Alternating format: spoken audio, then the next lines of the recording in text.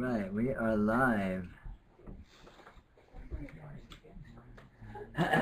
welcome back. Hope you had enough food.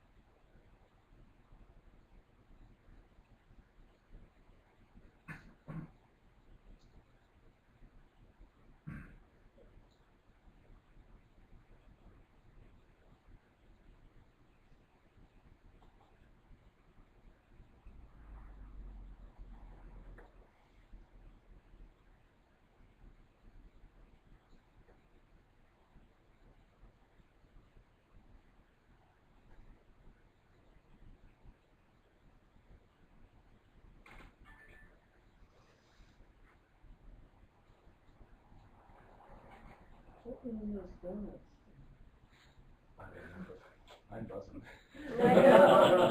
So am I. Pure love. That's right. Well, there's better Yeah. I guess, like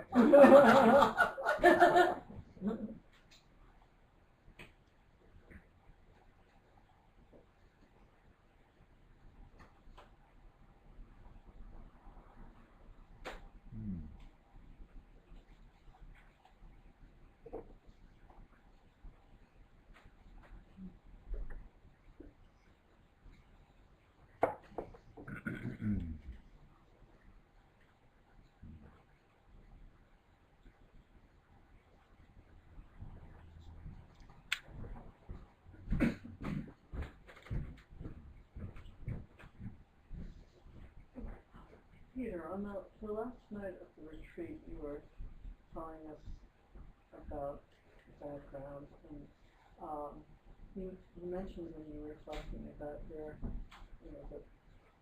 about Pino, who was your non-teacher teacher, that he would just say random strange things, cryptic things. Could you share some more of those with us?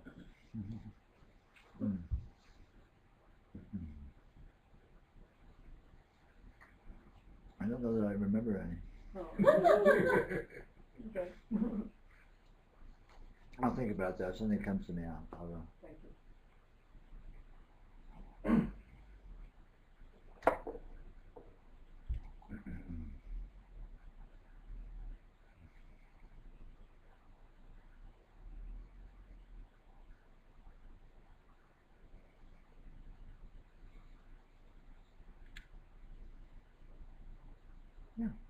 Well, I have a random strange post-retreat sort of report, I guess.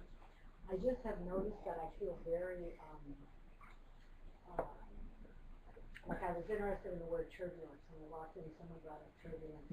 And it feels sort of like a flash and burn kind of energy, just like kind of high rev for the most part. I mean, there's quiet times where it's quite different, but for the most part, it feels, the bucket thing feels about right, pretty much.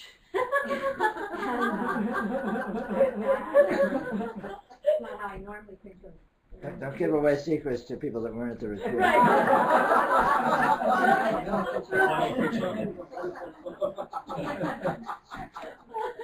We need a preview of what's to come. Yeah. But I was telling some people outside, it feels like when I was driving down, it feels like a second puberty, only without all the ideas that it shouldn't be that way. It just feels like anything that feels limiting in the mind or whatever, it just, I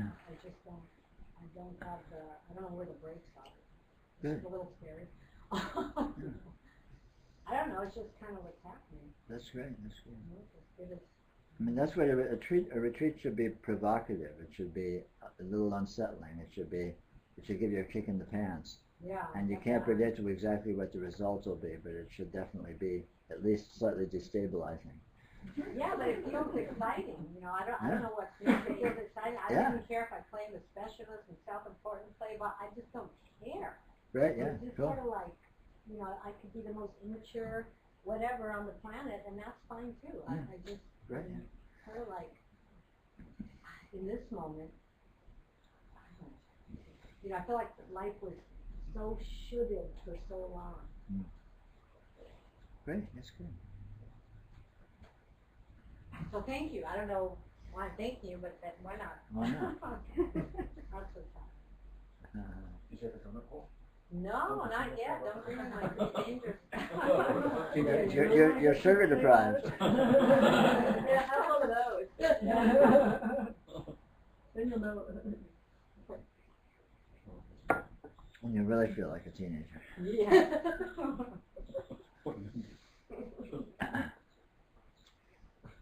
Yeah, rapid regression.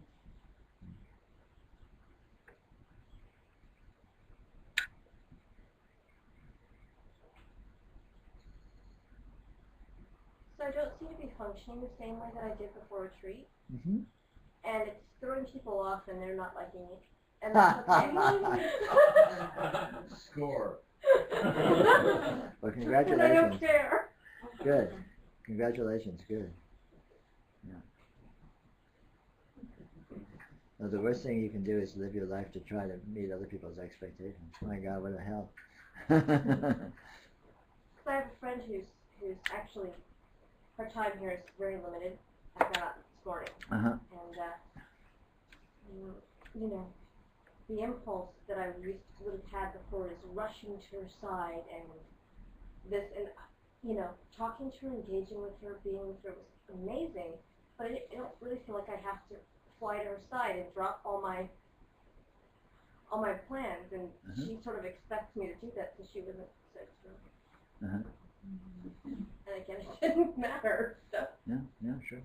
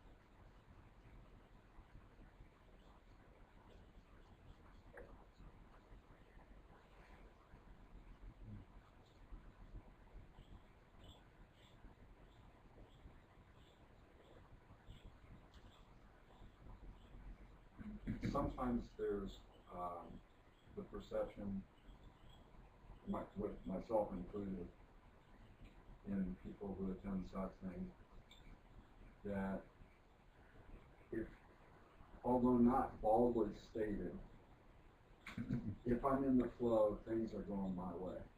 If things aren't going my way, I'm not in the flow. Yeah. Would you like to talk about that?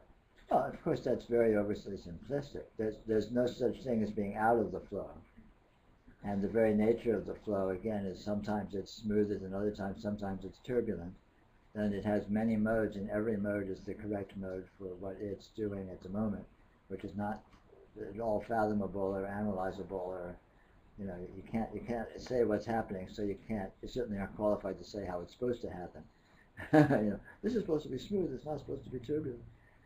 You know, says who?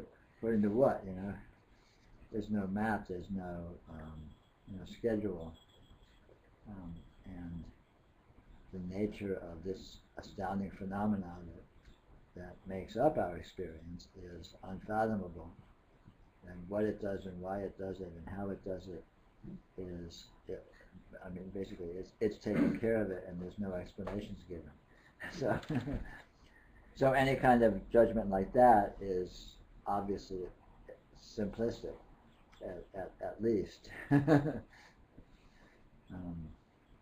know, and again, this is, you know, there's the whole, you know, we see it in spirituality, but more powerfully we see it in all human functioning across the board. The sort of playing, you know, am I winning, am I losing, am I doing better, am I doing worse? Is this, you know, am I with it or am I not with it, you know? And we play these games with ourselves, and it's of course it's never accurate, it's never even particularly meaningful, because in actual fact we may be making the most progress when things are hardest, who knows? Or not, you know, that's another generalization. But, you know, basically there's no basis for knowing that, so asserting it is just talking through your hat. And it's just an instance of this kind of, you know, the grass is greener over there, but I want to get over there kind of thinking. Oh, everything's going my way, so I'm doing good. I'm winning the game. And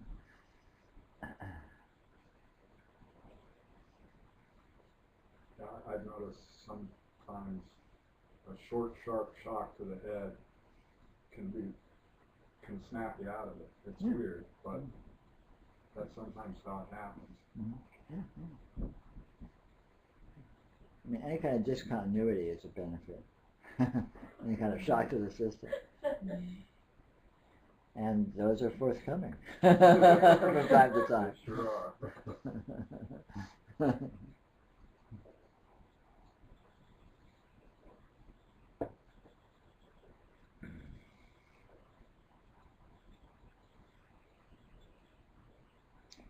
But spirituality is full of these notions of self-improvement, of, you know, getting it versus not getting it, of all these kinds of notions which are just really, really completely inaccurate.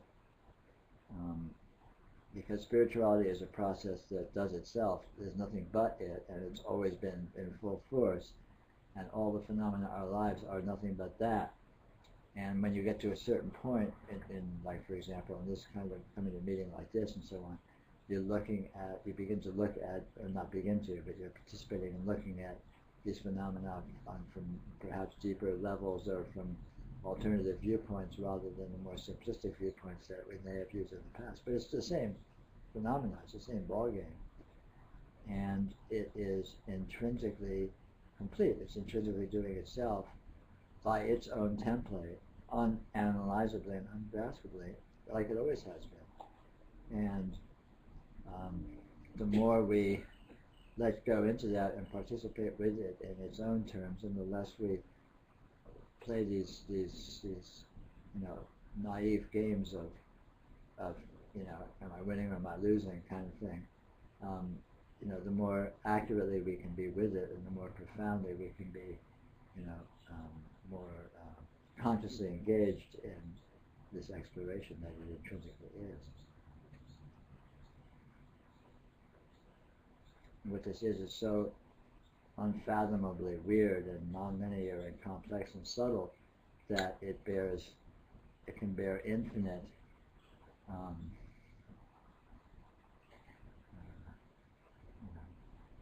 subtlety in being with it in different ways and exploring these ways. And that kind of sort of really knee-jerk simplicity is just really distances you from being with it more subtly, from being with it more profoundly. But again, it's natural to use those modes of functioning when you're at a certain point in your unfoldment. But then as you spontaneously mature, as you spontaneously unfold farther, then you develop more subtlety and more nuance and more ambiguity, and are able to be with this in more, in broader, less specified kind of terms. At some point, you gotta let go of your security blanket. Yeah. I mean, or you just get it ripped away because it's just so, it's so obviously inadequate,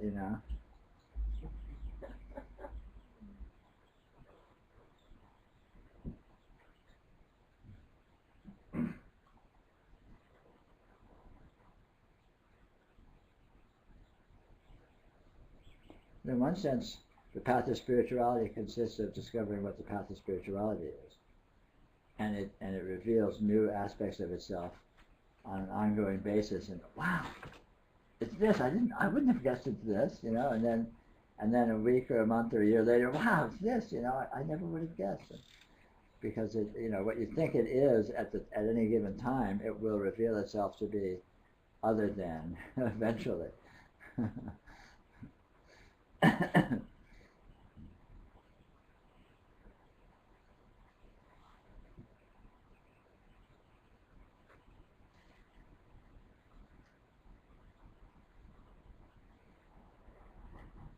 whole steady state thing's kind of alive.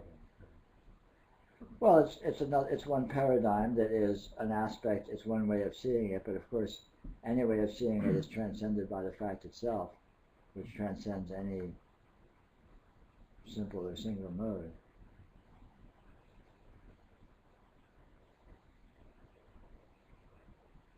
I mean, one sort of formulaic way of approaching this is it's always D, none of the above.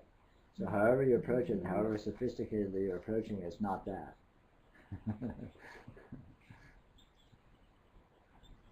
Keep going into an investment, they tend to give you a warning, like you're going to put money in funds or something. Past performance is no guarantee of future returns. It seems very, very apt in general,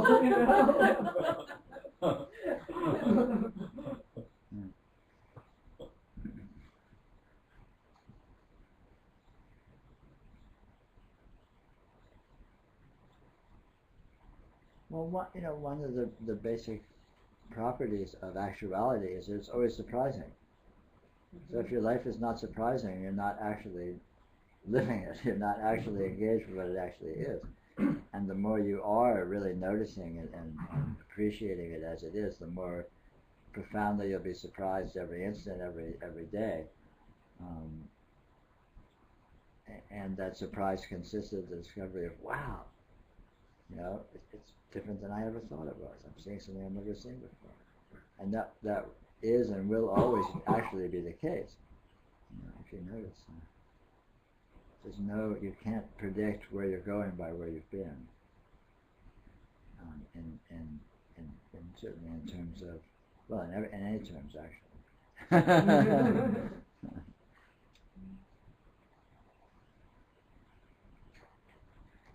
I used to have an idea of what the unconscious was,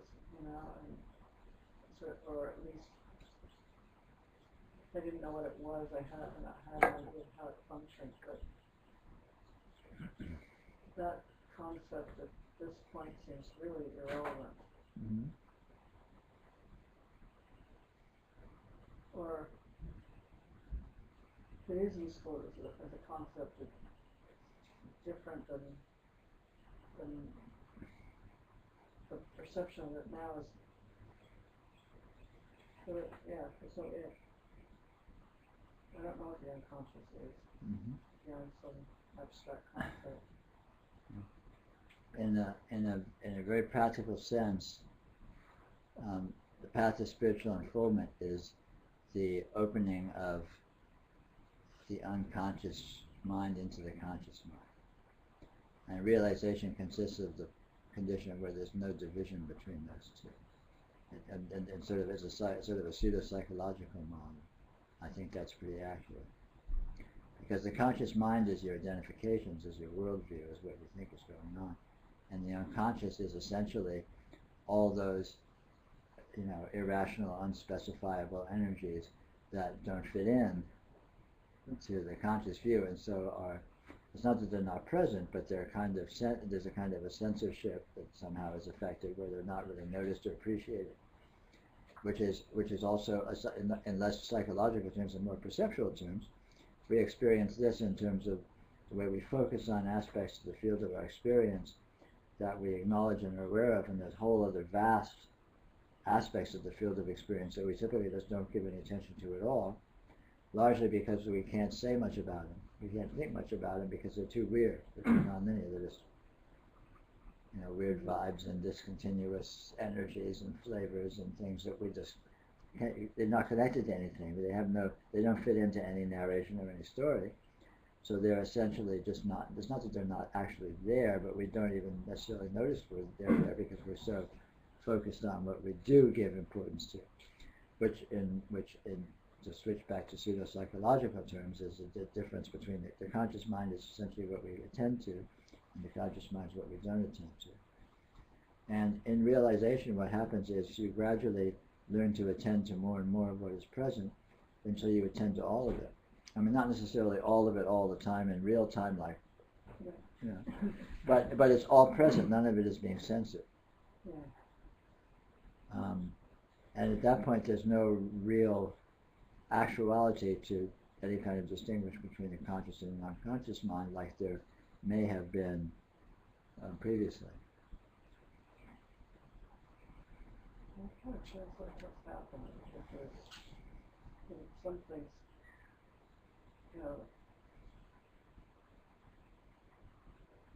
whatever forces used to whip me around, it's like, well, it's not like there's clarity all the time, but it's, the censorship is so minimal that it isn't like a whipping around, and it's more like, oh, look at that. It's like, where'd that come from? There's something uncomfortable. Oh, what's uncomfortable? And it's like, it's sort of like, not like there isn't a subconscious, but it's, there's not.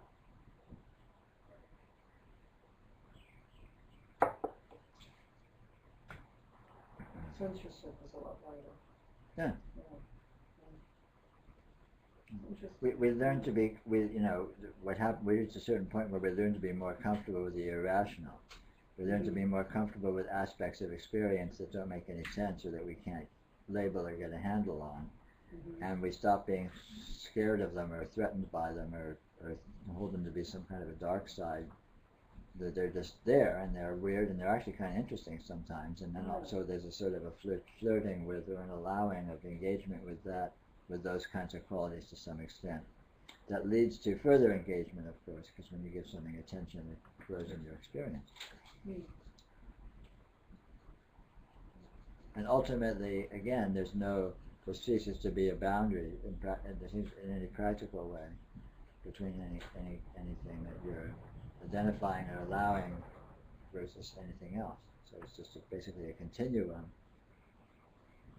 of things that are more or less describable, going out to things that are less describable, and as that happens, you find that none of it's actually describable. You discover that those conditions which obtain in the unconscious mind actually completely applied to things that you had in your conscious mind. You just we're good at strong-arming these definitions and worldviews on enforcing it on it and holding it to be true, even though the evidence was to the contrary.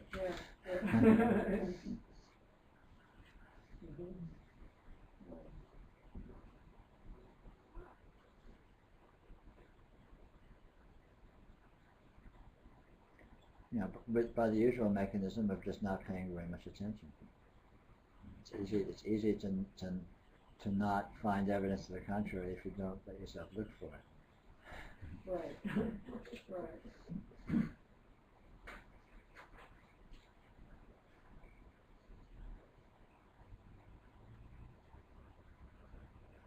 you talk about projection? In what sense? Something is occurring, and it seems like there's maybe that particular thing. Right, I see what you mean, like psychological projection. Yeah. We tend to see things in terms of our expectations, in terms of what we're holding them to be, which creates a kind of a censorship where we tend to see those aspects of it which tend to reinforce that interpretation and tend to downplay or not notice those aspects which don't. So the projections sort of become a censorship and tend to become self-verifying.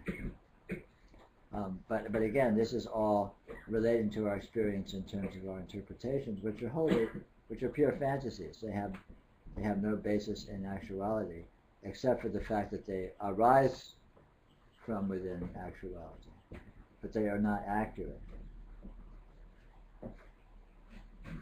And so just noticing this is the whole, in terms of discrimination, is the whole technique, is to notice that actual experience doesn't correspond to what we think of it or what we're interpreting it as being or what we are used to projecting onto it. And as we notice that, we begin to get more curious and explore what's actually here. And as we do that, that spontaneously and inherently undermines our interpretations because their inaccuracy becomes really obvious and is really clearly revealed. And then we let go into what this actually is, rather than insisting on our version of it, which basically exists only in our fantasy. So what if this particular thing is becoming more pronounced? It looks like,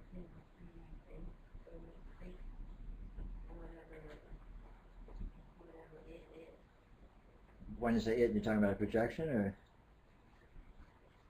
Well, that's kind of what I'm trying to see, because something that's within myself, and I'm seeing, that's in my face, that I need to look at, or is it a misinterpretation that I need to look at, or? Well, what I would look at is duck the whole thing and look at what's actually present. So I wouldn't worry about the projection itself too much, because it's just a fantasy anyway. I would ignore it and let it take care of itself, bypass it altogether, and look at what's actually present experientially in the real circumstance. I assume you're talking about another person you're relating to? Yeah. See that person. I mean, you may be having this projection, but just investigate what's present as that person as an energy in your experience, and see what you find there. And you will discover qualities that are very different than your projection, and that spontaneously will undermine the projection. The projection isn't too important in itself, because it's delusion. It's wrong. It's nothing. It's a boogeyman. It's a fantasy. There's nothing there. Oh, right. I was just looking at it in terms of there's something in me that I'm seeing out there, because I'm maybe afraid to look at it here. Yeah, but all of that is just giving it importance just feeds it. You know, if you just bypass it altogether, the whole thing will deflate. I mean, you can do that. You know, there's a lot of psychological techniques which give a lot of attention to these kinds of things. But in my opinion, that just perpetuates it and draws it out by giving it importance. Whereas if you just get that, okay, I'm a crazy person, and I do these things, but you can undercut that by just going to what is actually present, which is sanity. Actuality equals sanity. Belief in fantasy equals insanity. So go to the actuality. You'll be going to sanity, and you'll be addressing the problem very directly and powerfully, without giving it more energy by giving it self-importance by giving it attention. There may be a problem in going to the actuality if you say, because there's the kind of fear present, which seems like keeps me from being with the actuality, I guess, because it's the going back, reversion. So But I am trying to fear is based on fantasy as well. You're never afraid of actuality. You're afraid of what your interpretation is. Fear is always of what you think. Like people who are afraid of death, they're not afraid of death because they don't know what death is. They're afraid of the idea of death. Fear is always a projection because you're projecting a hypothetical, something that might happen that would be horrible. But the operative word there is hypothetical, i.e. fantasy, not actual. So again, but when I say the actuality, I just mean what's there sensorially.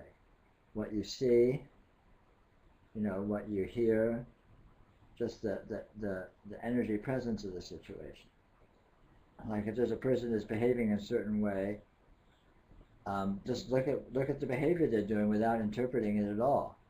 Just assume that you know nothing about it or nothing about what they're doing. Don't read anything into it, and just be with the sound and the light and the shapes and the movements, and see how they do themselves.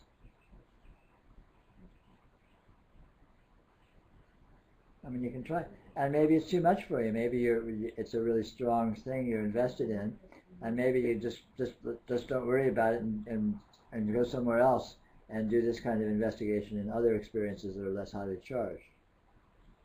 Because you don't need to solve your issues one piecemeal, one at a time. You can undercut them all together by seeing that no fantasy is true. But it's easiest to see that somewhere where it's easy rather than somewhere where it's more challenging. Right, I understand. But it seems more real, so to speak, and I don't have that problem in other areas. Right. With other people. Good. This is an area which is real, seems to have a lot of force. Yeah. Well, my if it's too much for you, just don't worry about it. Just let yourself get swamped when you're in that. But again, give some attention to other situations where that's not the case, and any progress you make there in seeing the actuality will actually, in the long run, translate back to this one, to this occasion, to this instance.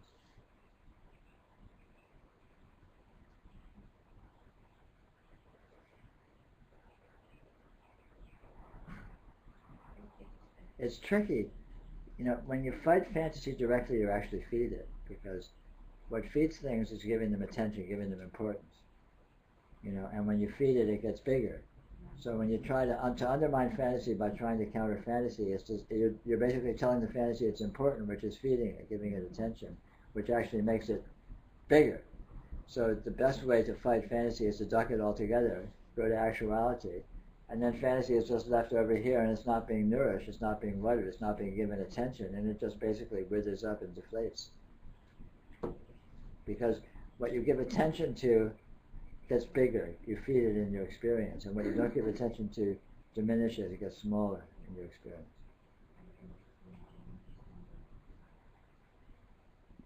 And that was a positive thing, for more. Everything, anything. That's just navigating the energy field. Right. So if you pay attention to nonlinear elements, and that will increase. Exactly. I mean, that's the point of all these kind of exploratory techniques, is to, like in terms of what we were talking about before, of the boundary between the conscious mind and unconscious mind. By paying attention to these irrational kinds of things, you're deliberately and explicitly pushing that boundary. In fact, not theoretically, but that's actually what you're doing. You're familiarizing yourself. You're making the irrational become more actual in your experience, which de facto expands that demarcation.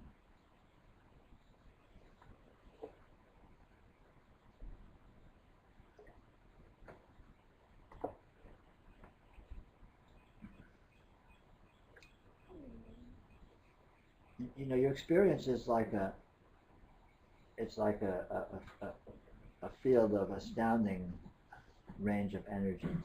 And so being with those energies and exploring those energies is what all spiritual techniques are about.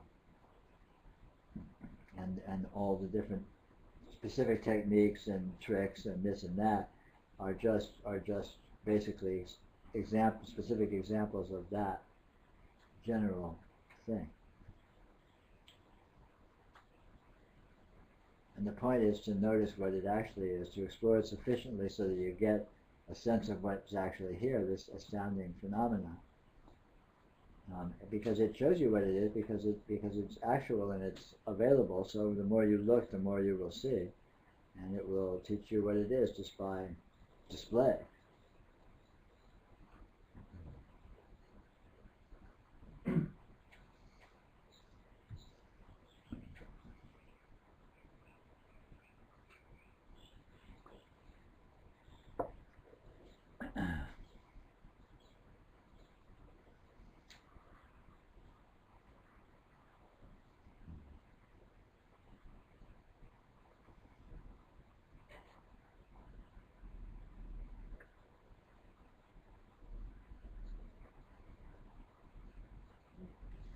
So the aspect of it's being a problem and is not, or the feeling that something needs to be done, and that is all not really true. Because Yeah. the feeling of I need to say something, I need to do Yeah, something. that's just more fantasy. That it matters that you need to solve it, or that it's even solvable. The whole thing, all of that is just more interpretation, and it's ultimately not important. You will do what you do.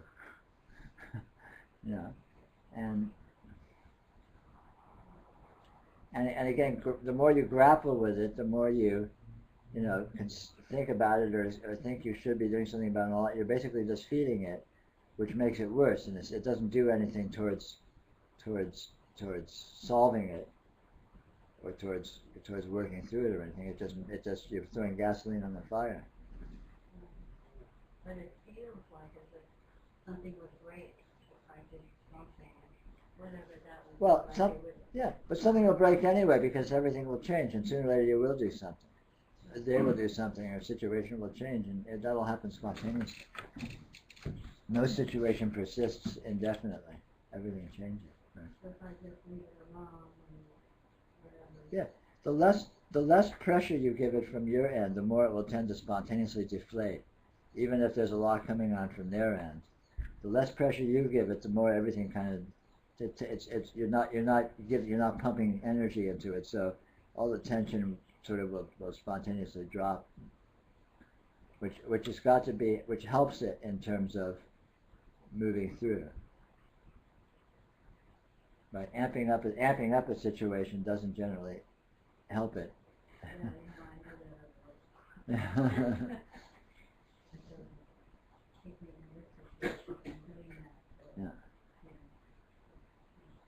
And again, trying not to amp it up is just giving it more importance, so you're actually feeding it subtly.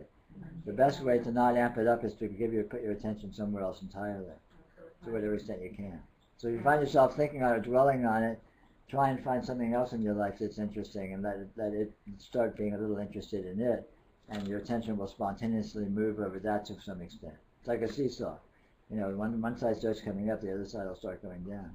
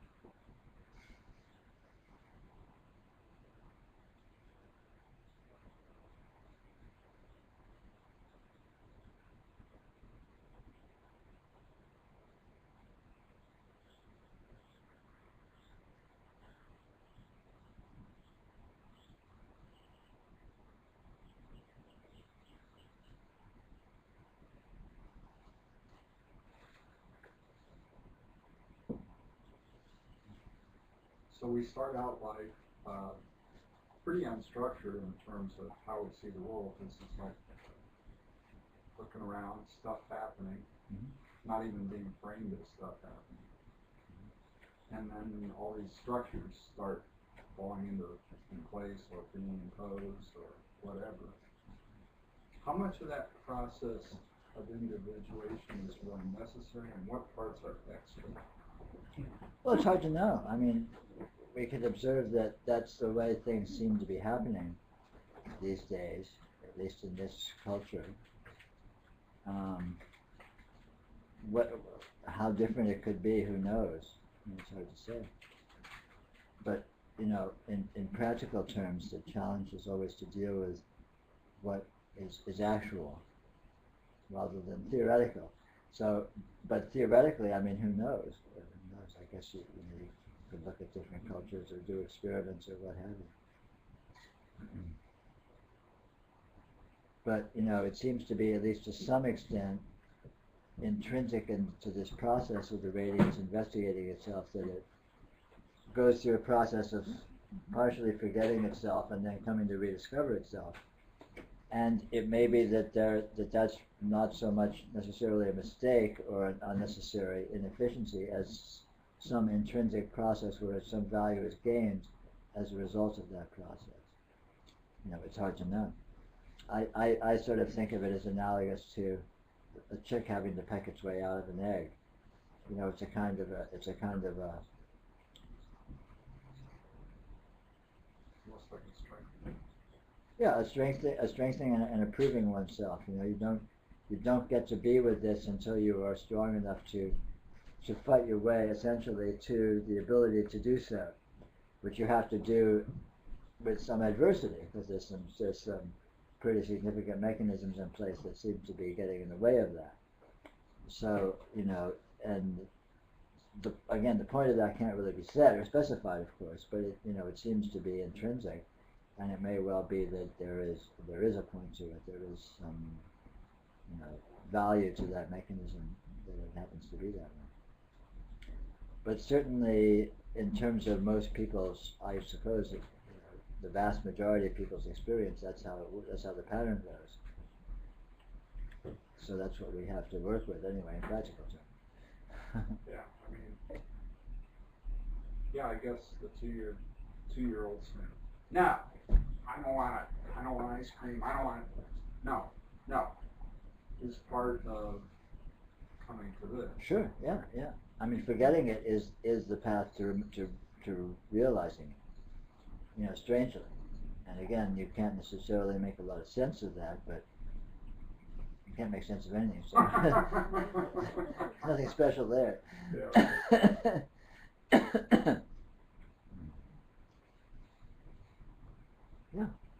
So do other creatures or other elements of the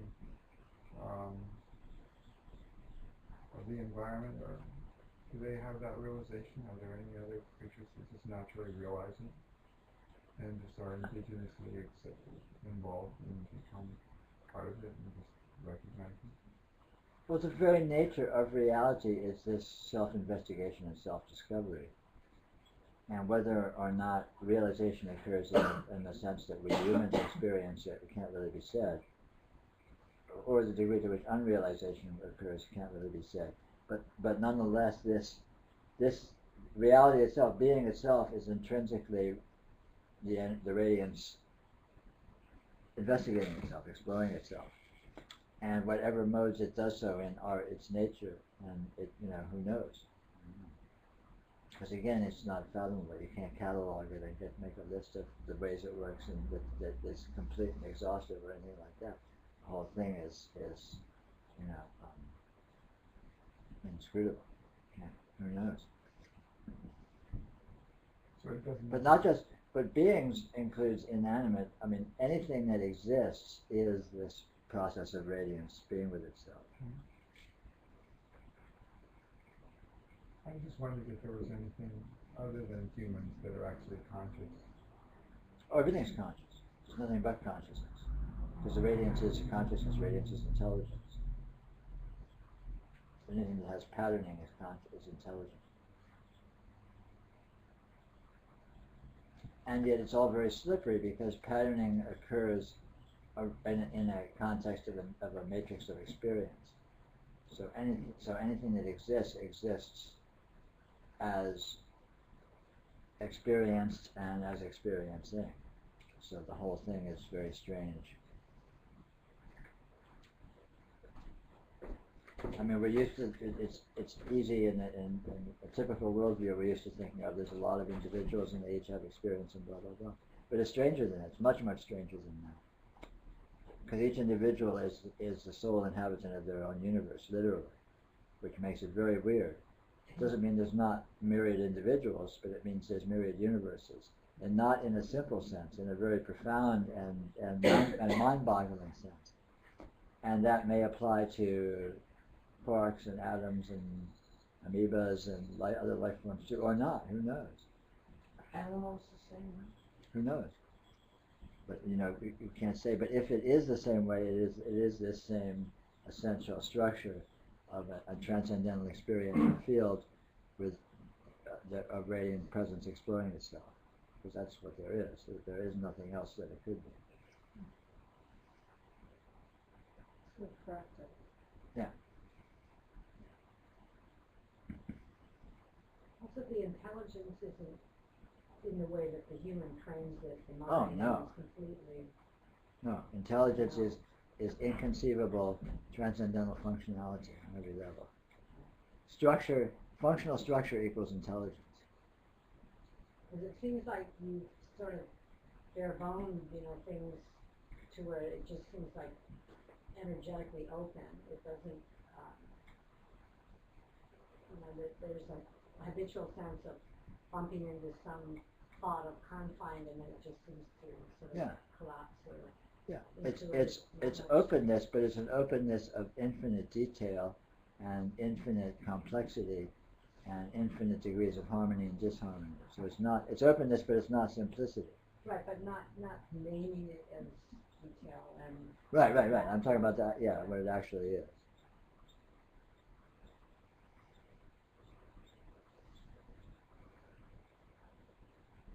Open and infinite. Is that all? That's all we got. Neutral.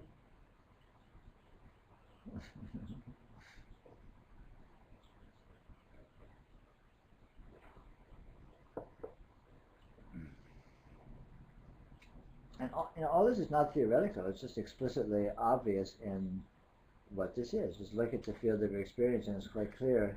All these factors that we talk about are really quite obvious, and that's what there is. That's what reality is made of. So any reality whatsoever will be essentially consist of the same event and made of the same elements, even though it may be a vastly different apparent display of what that looks like.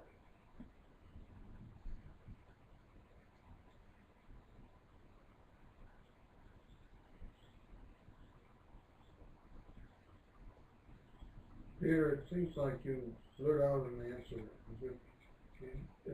Don't give it any thought. Just None at all. there. None at all. If I thought it would be horrible, I'd be struggling with what to say, and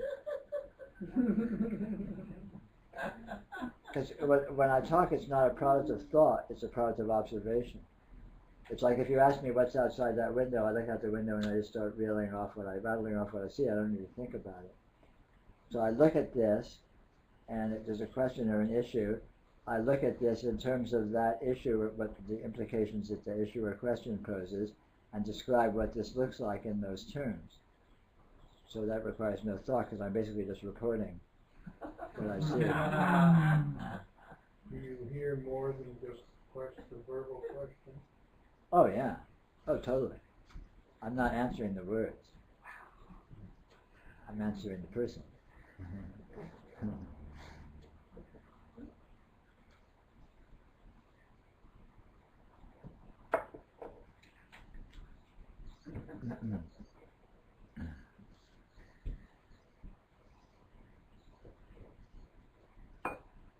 Because a person present is it's like a multimedia experience.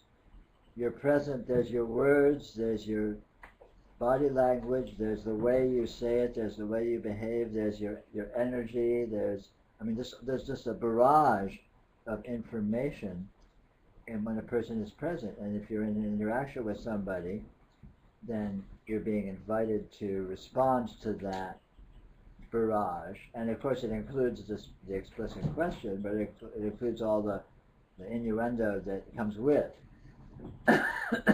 which colors the question, or let's say it fills out the context of what is actually being addressed. Sometimes never answers the question.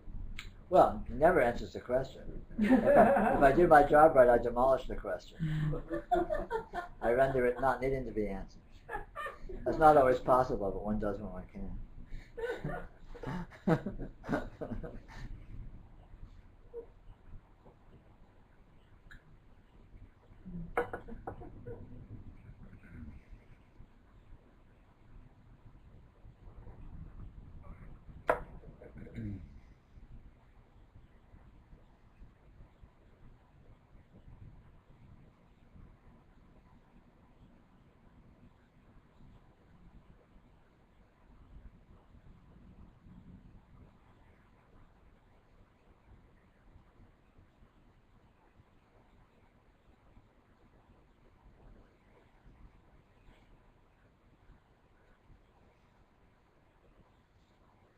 You say it's not simple, but from the experience, it has a simplicity to it. Yes. And when you use the word complexity, I can feel something in me sort of in a bit of a recoil. I think because my mind starts to trip with that. Right. I don't know, maybe I don't know, multi-dimensional. There's something about the complexity that. It's just a word. I'm just trying to indicate that it's not, that it has endless implications and subtleties and nuances. But when you say it's not simple, you're not meaning. I mean, it has a lot of detail. Yeah. It has a lot of detail. Not that it's. Range. Yeah, range. A lot of range. That's a very good way to put it. And the range is all it. So it's not like it's necessarily. It's never apart from itself. Right. Like when you say things don't lead up, you say thought. It's not that they're separate. Right. They're just. They don't get in the way of. They don't get in the way of each other. Right. Nothing gets in the way of anything else. None of this gets in the way of any of the others of this. This is all like nicely arrayed so that it doesn't get in its own way. It doesn't block itself. So even though it's presenting infinite, inconceivable richness of qualities, none of them are blocked by other qualities that are being presented. It doesn't Like fit its the own way. red line. Well, there's room to do grabbing, there's room to do holding, but that's in a context that's inherently unblocked. It's like focus comes and goes just the way the eyes will focus or unfocus. Yeah, focus spontaneously occurs. You know, you can't, it's virtually impossible to not have focus. Focus will just you know, you notice this and you notice that and you think of this and you feel this and, you know, focus dances around like a butterfly, always. But focus isn't particularly important. Just because you happen to be focused on something, it's not actually more important than what you're not focusing on, even though we're used to being in the habit of giving our attention to what we happen to be focused on. It could be an important distraction so something else can go on. Yeah. It is going on anyway. Yeah. But when you develop more, when you really settle more into the full field of your experience, you become less distracted by focus, even though it's ongoing, but you're sort of become more aware, not explicitly aware, not focused on, but there's a background awareness of the full field, even when your focus is lighting on this, that, or the other. So it's more multi-dimensional, Yeah. simultaneous. Yeah. So it sounds like our normal definition of focus is excluding things. Yes. We think of it that way, but it doesn't actually, because just because you happen to be looking at something doesn't mean you're not also seeing everything that you're not looking at. Even though we may not be aware of letting ourselves notice that that's the case. You know. And what we aren't focused on influences or colors, it's present, it's part of the quality of our experience, even if we're not, again, explicitly noticing that, right? So, you know, focus sort of accentuates where it lights, but it doesn't stop what is not being focused on. It doesn't actually create. Just because you happen to be focused on something doesn't actually make it any more important than what you're not focused on. So the point of focus is it comes in the context of its field and comes with and doesn't exclude it.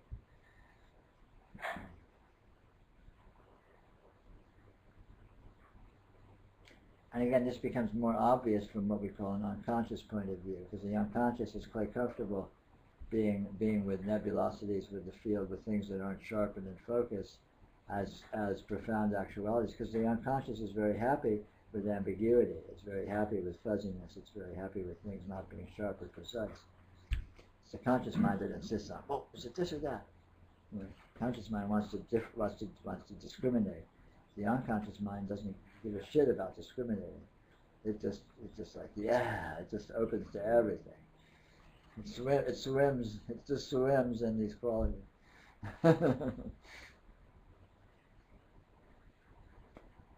Should we have another little break? It's just a 5 or 10 minute stretch.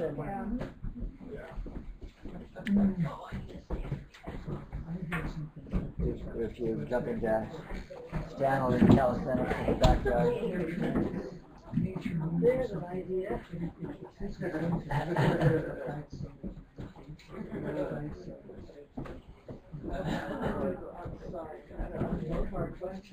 I'd love to.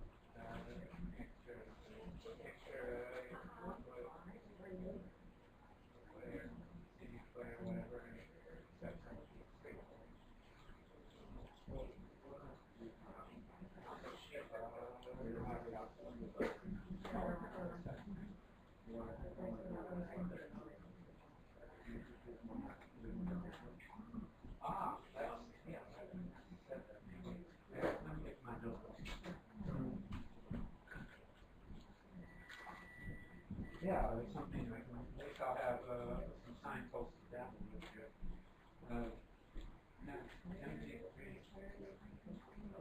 Okay, let's say Hey, Peter. Good to see you. Great to see you.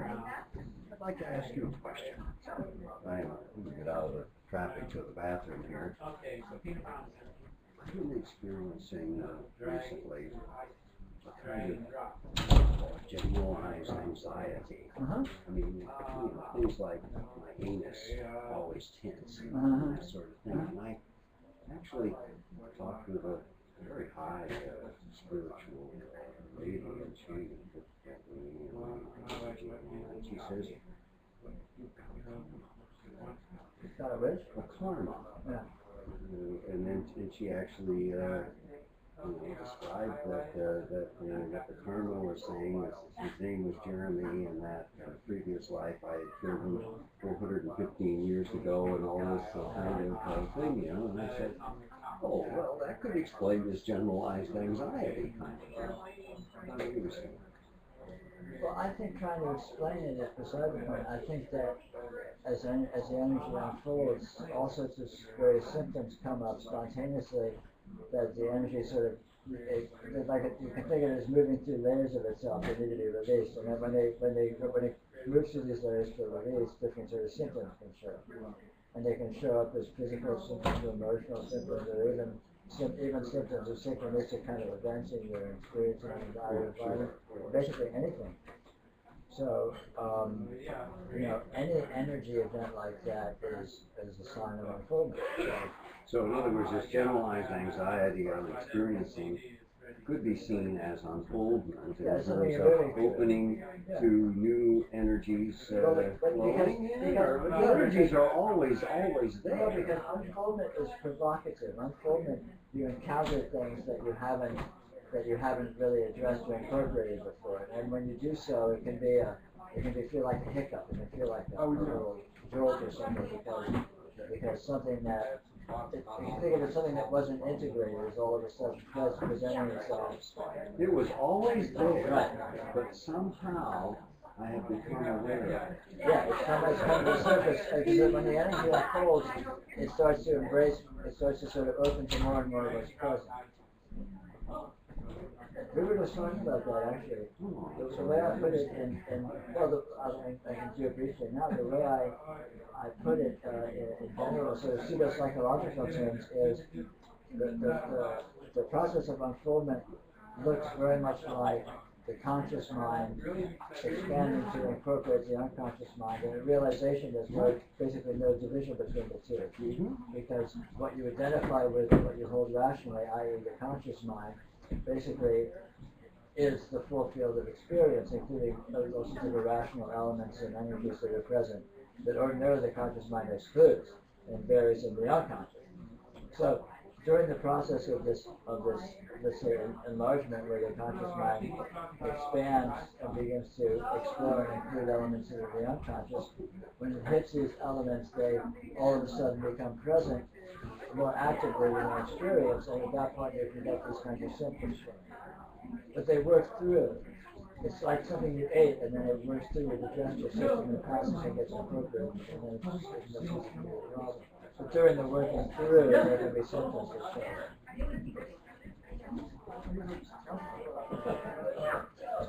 So how do I work it through? Oh, it does itself, you know. I just live my life and take a little tranquilizer or something to ease the anxiety. Yeah, you can deal with it. If it requires coping, you carry everything to do coping. But in general, you do whatever it is you do in your unfoldment. Do noticing or do being with the energy, or however you are approaching this. Just do that, and that will spontaneously return. Pretty good. I mean, in lots of yoga systems, and in Tibetan yoga in particular, they have the model of all these nadis, all these subtle energy channels in the body. And when when you activate these energies through spiritual practice, the energy surges through these nadis and they encounter blockages that have been there through sort of disuse or karma or however you want to model it. And when the energy hits these blockages or symptoms, the energy works through the blockages, but it's a process of having to do so, which can be a little turbulent. It can have physical symptoms showing, various phenomena, as the energy is continuously works through this blockages. It's the same. It's another way of putting the same kind of thing from a different paradigm. So, but basically, unfoldment is provocative and tends to generate symptoms. It's very rarely a smooth, seamless process with no side effects. And it can be all sorts of things. It can be a sort of emotional things, or sort of physical, health things that have all different sorts of symptoms. But it's all ultimately this energy working through these blockages.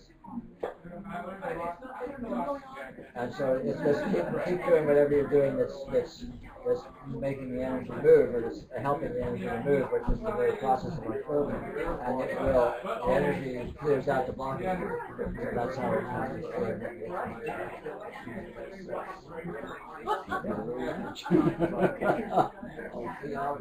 Yeah, sure.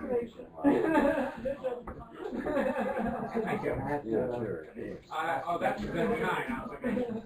Oh, that's good. I don't know. It's really interesting.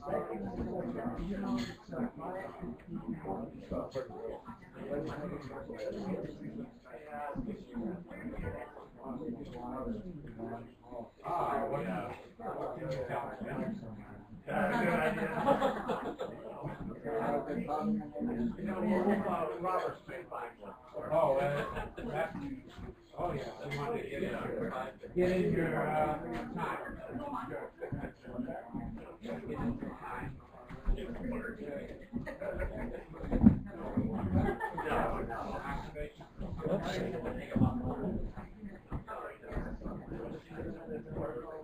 Pushing me on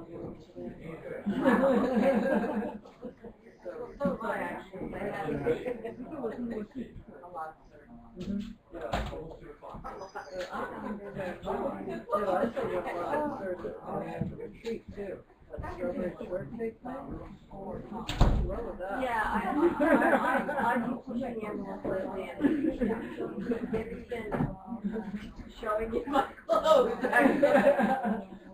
Well, yeah, you've been pushing those envelopes. Very good. Yeah, some of the pants are a little tighter. Yeah, literally pushing that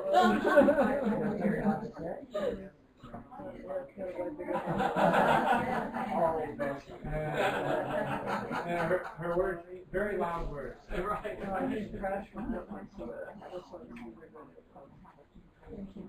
you want to try it,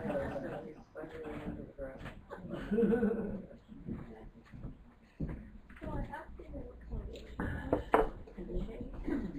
he said for someone that's shining through the roof, so we were laughing at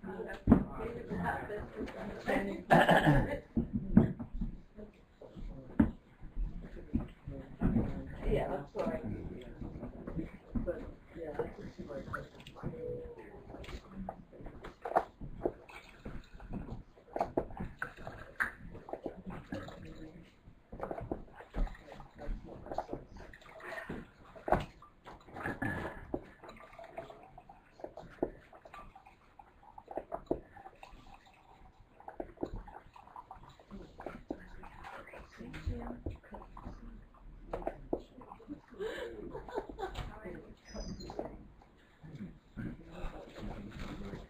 So it's about 2. We can go till about 3. If that feels like a long haul, we can knock off a little earlier. It's been a long day, however you all are feeling. I know this kind of event can get kind of drowsy inducing after a little while. Yeah, the food helps. But let's wing it. Yeah. I have had in the past nice awakening experiences Mm-hmm. in find the me and things like that.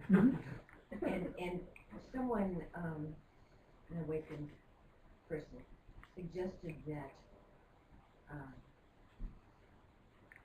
the experiencing is sucking the subject and the object into existence. Right. And that is such a stark experience of being. Mm-hmm. Can you help me be there more? Well, you are there. It's just a matter of noticing it. You know, there is. I mean, you can just play with this and feel your way into it and try it on for size. The fact is the fact of experience. Experiencing exists. That's just self-evident. And that there is an experiencer and that there is something experienced is a logical implication of that, but it's not, it's just an assertion. There's nothing, there's no real evidence for that.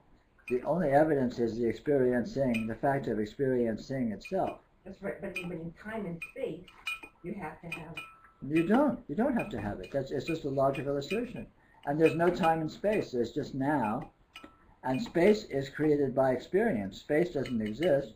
I mean, think of a dream. When you dream, you can dream of the Grand Canyon. You can dream of vast spaces, and when you wake up, you realize there were no spaces there. I was asleep in bed with my eyes closed.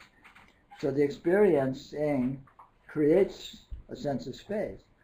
So likewise, there seems to be space here, but all there really is experiencing, which creates apparent space, creates apparent time, creates apparent subject and object. But all there is this experiencing. So if there's and if you try and find a subject, you have to look where? In the experiencing. If you want to find an object, you look where? In the experiencing. So why not just assume these are just empty names for assertions? It's more verbal. We have subject, verb, object in language. So you say there's experiencing, so there's something experiencing something. But it's more in the structure of language that you hold it that way. The event itself doesn't. Suppose it's just experiencing, strangely appearing, and we can't say how it works, but we can't say that anyway. So even if there is a subject and an object, that doesn't diminish the mystery at all. Where'd that come from? What's that? So it's an unnecessary complication. That's really only a logical assertion. There's no real basis for it. If you look at the most basic fact that is undeniable, that's self-evidently true, there's the fact of the existence of experiencing. And then, is there anything missing from that? And, you can't really find anything missing. You can say, well, there may be subjects, there may be objects, there may be this, there may be that, but those are all maybes. They're not necessary. Can this obvious, self-evident, present fact of the existence of experiencing, does that include everything? Is that inclusive? And it kind of looks to me like yeah. So all of these other refinements may or may not have some degree of relevancy, but they aren't as primal as this absolute self-evident fact of the presence of this phenomena here that we call experience. So, time and space, we're making it up. Well, experiencing makes it up. Experience implies it, and it's an implication of experience. There seems to be space because there's differentiation, there's perspective, there's parallax, there's all these phenomena that we associate with space, but all there really is the phenomena themselves. There doesn't need to be space.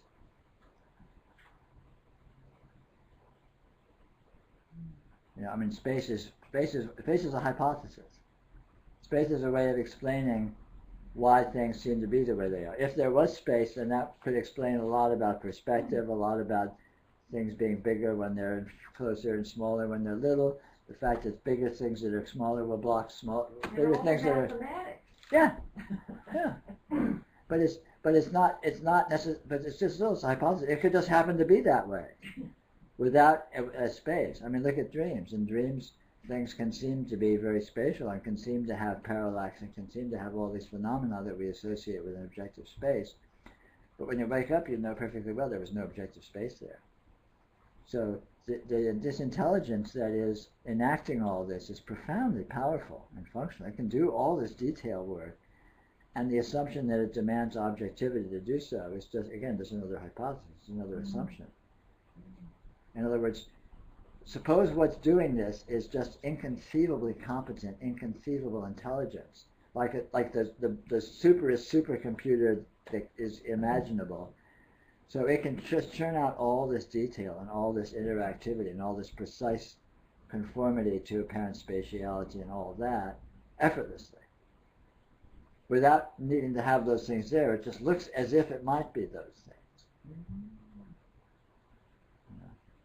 Because all qualifications of this are interpretations, which are ultimately hypotheses. They're possibilities. It might be, you can look at it this way, is what it amounts to. Yeah. Science is all hypothesis. Science is all, you can look at it this way. You can look at it as if there is space. You can look at it as if there is time. You can look at it as if there is objectivity. You can look at it as if there is multiple observers. All of these different hypotheses. And they're viable hypotheses, but they're just hypotheses. They're just thought experiments. They're ideas. The actuality is the presence of this field of experiencing. And once you let go of the idea that it has to make sense because it manifestly doesn't, then it can be any way that it happens to be, and you don't need to explain it. It just happens to be that way because that's the way it happens to be for unfathomable, inexplicable reasons. Why does it look the way it does? Because that's the way it looks. Who knows? Why does it function or seem to function the way it does? Because that's the way it seems to function. It's its nature to do so. And you can't answer that any more precisely or profoundly anyway by spinning out a lot of hypotheses. It doesn't actually address those real issues, really. It just adds to the confusion, really. Okay, that gives me experience of space. Now talk about time, duration.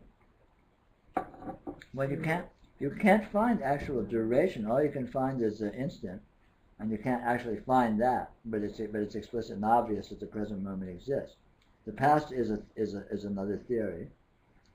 The past is a theory because we have memory, where we can remember things that we think happened. But memory always happens now. Memory happens in real time. And likewise, anticipation of future events happens now. So all of those could be phenomena of the present moment. And you can't actually find the present moment. It doesn't actually have duration. But there seems to be this strange phenomena of change, where any circumstance, any apparition, is always instantly becoming different. It's what we call the passage of time. The fact that anything that seems to be happening is continually becoming different than itself. But when it does that, is now. So the passage of time happens in the present moment, strangely. And again, if you look at that very precisely, try and pin it down, try and see how that works, it's very strange and elusive, and you can't really find it, but it's quite obvious. I mean, you look at something moving like the wind and the leaves outside with this relatively continuous motion, and it implies duration, but then the present moment has no duration, so the whole thing is just very strange. That it works that way and that it looks that way is dizzying, and when you look at how it actually is. If you don't look too closely, you can just sort of let go and you have the present moment sort of broadens and it lasts a little while. The present moment has some duration, and then all of a sudden all this movement fits in nicely without too much thought. The leaves are moving and they're moving now, but they're moving in the real instantaneous now. There's no time for them to move, and yet they move anyway. So in other words, you can't really pin down what it actually is. You can see what it looks like, but you can't find any actuality other than the present instant, and you can't find any duration in the present instant. So it's very strange, and yet there is this phenomena of continual change. There's absolutely nothing whatsoever that stays the same. Everything changes. I mean, it may change infinitesimally and slowly, but everything changes. There's no stasis. There's no permanence whatsoever in terms of the sort of configuration of circumstances. But it all happens right now. So that's sort of the one way of trying to describe the facts. But when you look at that up very precisely to try and pin it down, how that works, it's dizzying. I mean, it's just there's no way you can wrap your head around it. So and again, the trick isn't to hold those kind of definitions. The trick is to just look at the present moment. Say, well, the present moment is actual. Actuality is nothing other than the present moment. You can't find any other actuality, and it's definitely actual. Whatever, you can't say what actuality is. You can't pin that down either. But it's obvious and explicit, without bothering to define it. So there is this actual presence, and the presence takes the appearance of all of these characteristics, these dynamic characteristics, which are presenting now in real time, but with continual change at varying rates and so on. And then you look at that self-evident fact, and you try and wrap your head around any of it, and right away you see, no, wow, this is weird. It's not simple or mechanical or linear or anything like that. It's I call it inherently transcendental, in the sense that it's not logical.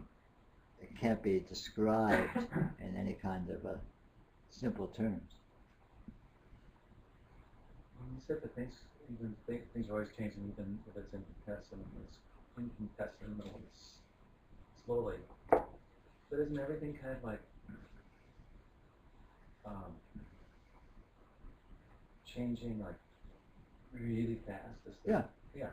Everything changes at every level of frequency, and you can't time that. That's not a finite result either. You can't say how fast it changes.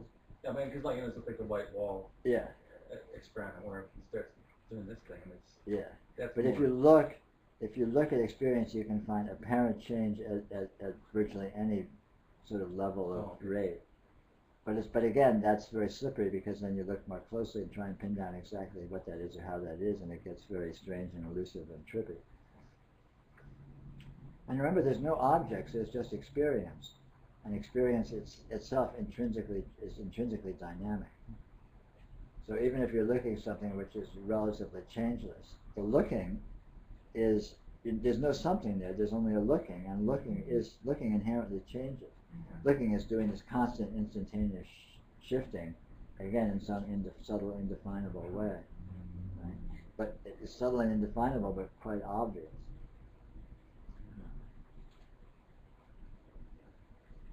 And if you want to just go at it from a strictly scientific approach, Brownian motion, Sure. Electrons moving through shells at extreme velocities everywhere. Oh, yeah, sure. There's no stasis. You can't find anything static. And again, science, all phenomena that science investigates are actually occurring in experience. So you have to factor that in, whether or not a given scientist does. And experience itself has this very subtle but obvious quality of instantaneous changefulness continually. So again, the whole thing on every level, there's nothing, you can't find anything whatsoever that is actually static. You just can't find it. Which brings up the question of continuity, which is another very interesting and very trippy question, because some things seem to be more or less similar over periods of time, whereas some things seem to be less similar over periods of time. Like you watch a butterfly flying and it seems to be this. You watch a rock sitting there, it seems to be like this, So it seems to be more continuous, and yet there's another aspect that when you look at it very closely, it starts to get strange. So all of these, but the fundamental principle is that none of this works the way it seems to on superficial examination. And when you look closer, the closer you look, the more strangeness you will discover. You know, and I mean, I think probably without limit. So the closer you'll find more strangeness. The closer yet you'll find even more strangeness, and probably bottomlessly. So, so what this is really weird. I mean, what this is really, really weird. It's really, I mean, you hear me all the time calling it inherently transcendent, and I mean that very literally, in the sense that it transcends all ways of being that make any sense whatsoever. It transcends anything other than essentially miraculousness, which is kind of just off the charts of, off the scale of making sense. You know, and that's, in my experience, that's what you find. That's what this is. You know, and that discovery, far from being a challenge or a defeat, is actually an enormous victory, because when you discover the actuality of transcendence, it has profound implications. You discover your transcendence, because you are this field, and if this field is transcendent, then that's what you are. So all of a sudden, you're not just this little, you know, semi-evolved primate stuck in an environment, stuck in space and time, stuck in the horror of your circumstances. You're actually this astounding, inconceivable, transcendent energy phenomena occurring in infinity, you know, and wow, that kind of has a whole different feeling tone, a whole different sort of range of implications from the sort of, you know, man on the street worldview that you know, many people seem to wander around thinking they inhabit. When you're talking about motion or movement, you know, it makes me think of movement.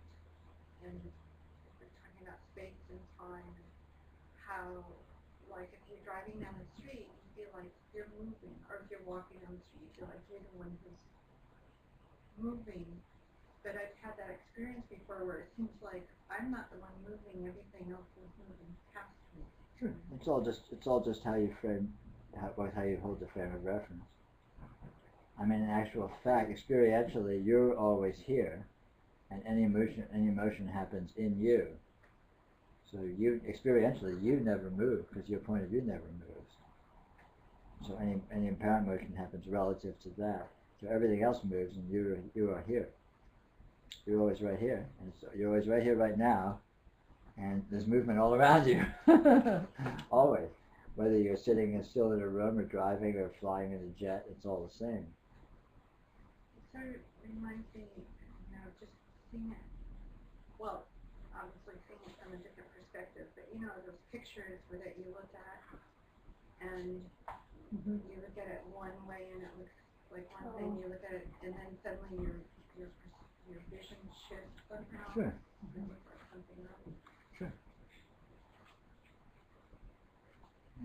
There's lots of ways to see things, and the point is that things are not any particular way. Things do not conform to the way you see them. Things conform to what they are, and what they are is intrinsically transcendent. They aren't really this way or that way. They are in some ambiguous, indeterminate condition that is inconceivable. But the intelligence is really expert at looking at it as if it was this or as if it was that, and finding, and there's sort of a self-fulfilling expectation of finding things that conform to the way you're looking at them. So if a tree falls in the woods and no one's there to hear it, was there an reaction? Well, of course. I mean, right now. Yeah. I mean, right now in New York, is anything happening? Is there in New York? I mean, New York's a sound is occurring in your consciousness right now. Is New York experientially present? It's a notion. You know? It may be there, but you can't know if it is. I mean, you know, simpler is, there anyone else? You know you exist, you know you're experiencing your experience, and you see all these bodies that seem to exist, and you can hypothesize that they may be actual beings like you are, that actually are experiencing their own field too, but you can't know that. So you can't know if all of these apparent other beings are just empty apparitions like you would see in a dream, or if they're actual entities in the sense that you're an entity where you actually exist, you're real, you're experiencing a field of experience. You can hypothesize they may be, you can't know that they're not, but you can't know that they are.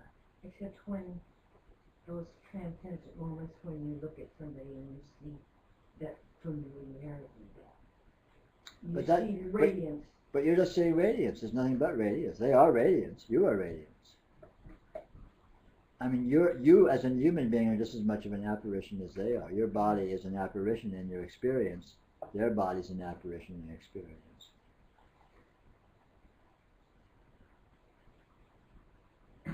But the field of your experience is an actuality. And they may or may not have fields of experience, but you can't know that's not an actuality for you. If it was an actuality for you, that would just be your field of experience. In other words, if you could see through my eyes somehow, then that would just mean that I would be you. I would be your field of experience.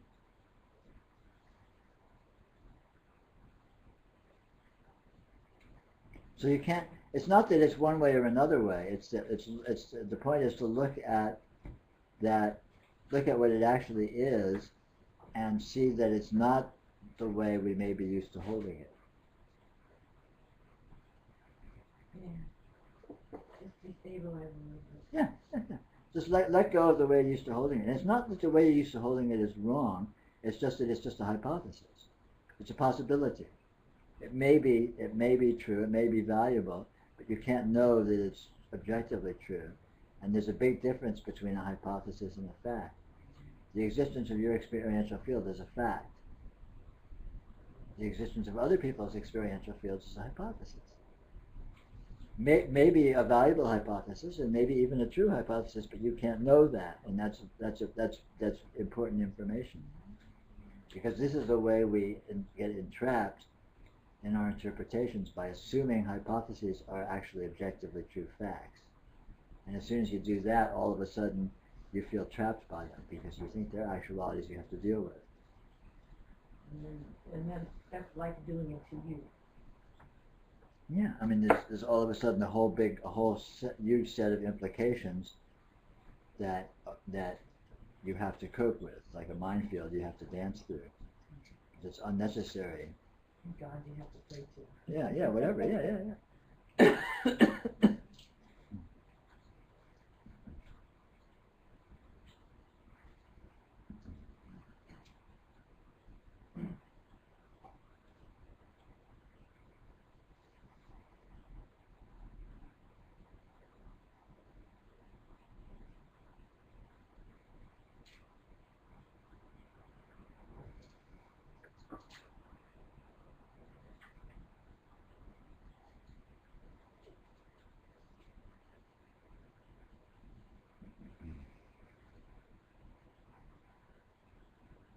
A couple of minutes ago, you spoke about experiencing that you are one with the transcendent,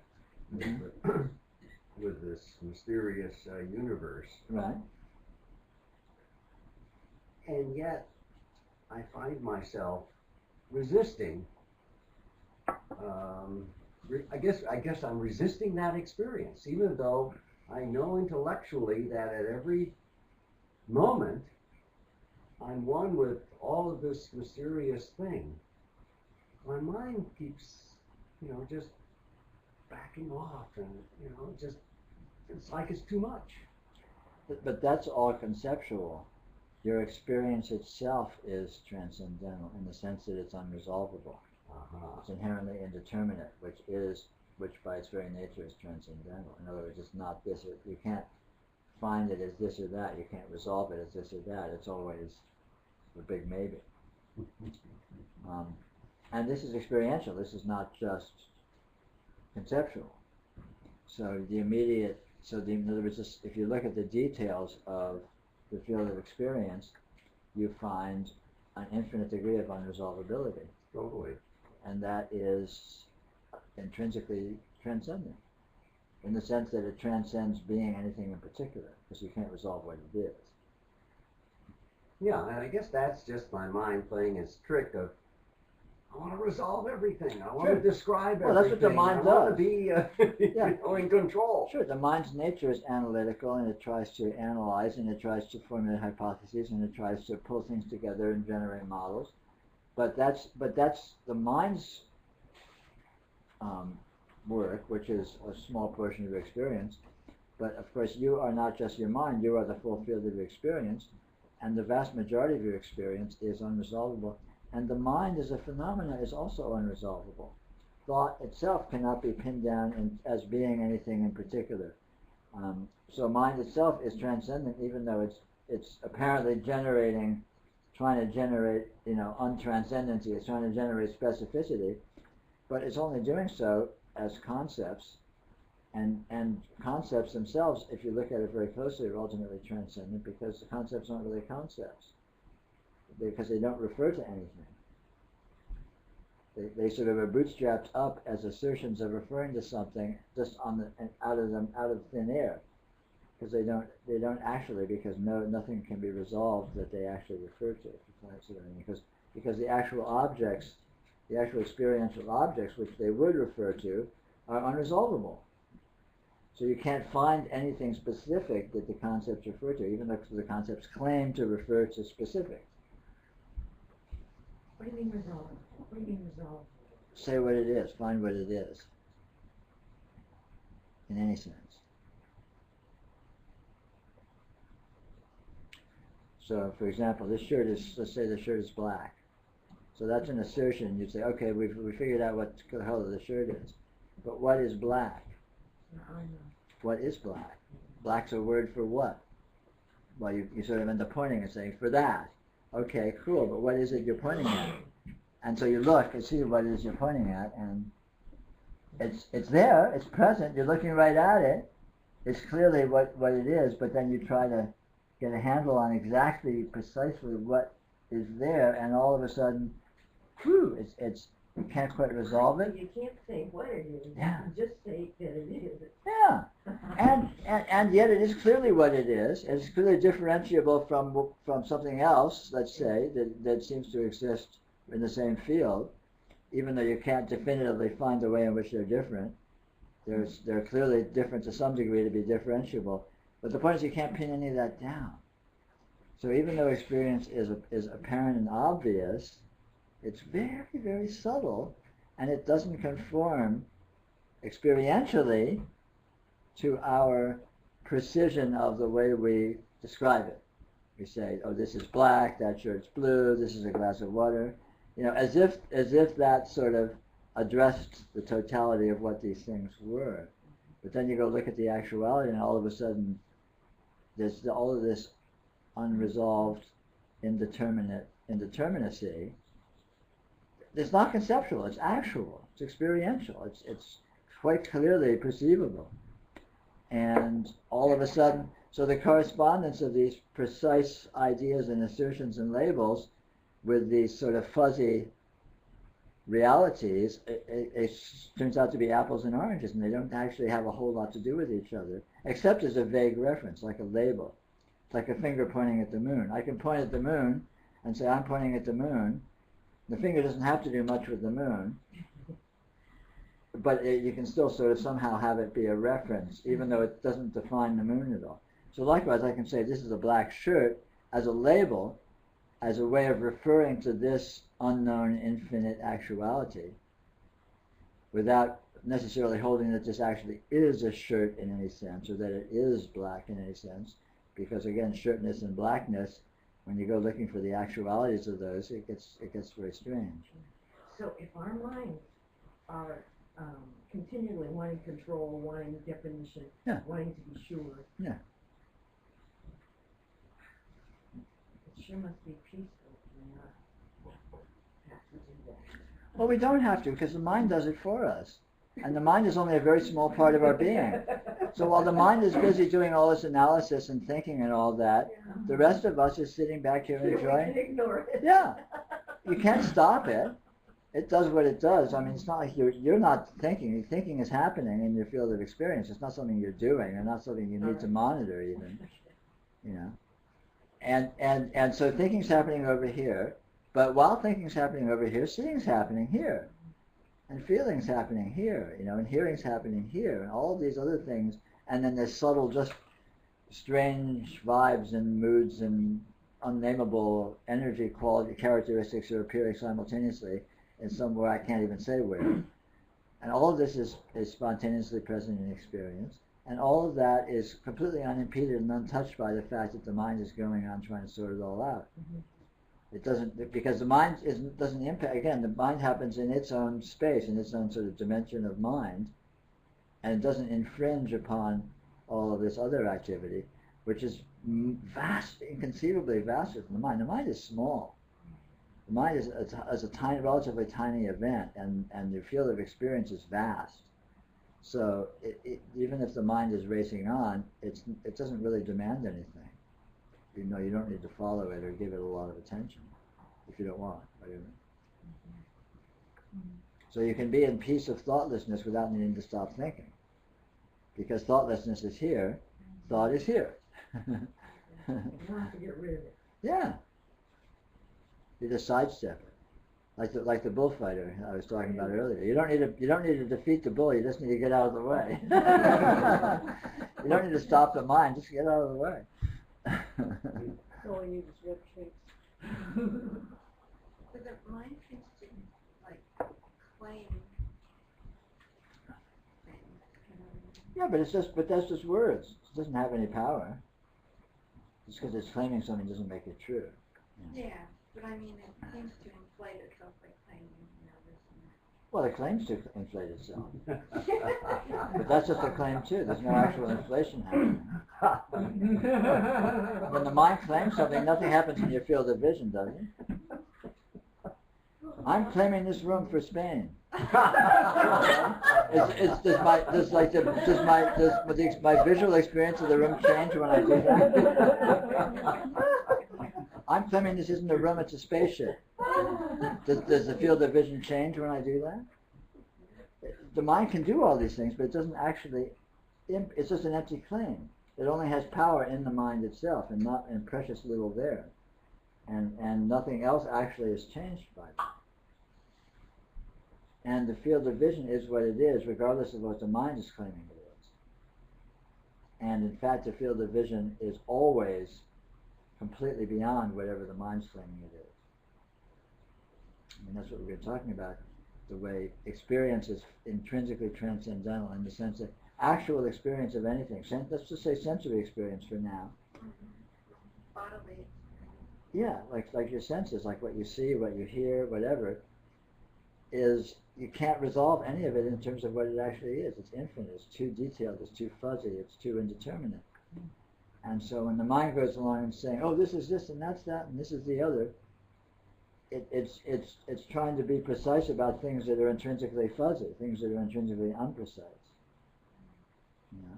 So it's empty claims. It's just not true. The mind claims to define things, but it doesn't really know shit. It doesn't know what anything is. It just generates all these elaborate definitions. The more elaborate, the better, just to mask the fact that it's all hot air. It's like a dictionary. You look at the definition of a word, and what's the definition? 10 other words. You look up the definition of each of those 10 words, and each of those definitions is 10 other words. You know, and you go around, eventually you go around in a circle. So you know what each word means in terms of other words. Where does it tie into the real world? At what point does it tie into experience? Nowhere. Because it can't. Yeah. Well, it may or may not be a waste of time, but it has nothing to do with anything other than concepts. Concepts only really refer to other concepts. And this is how we confuse ourselves, is by thinking concepts refer to reality. And then we're defining our world inaccurately and thinking the world is the way we're defining it. So we're hobbling ourselves. We're walking around in a ball and chain made out of our own definitions in a world that's intrinsically transcendental, inconceivable radiance.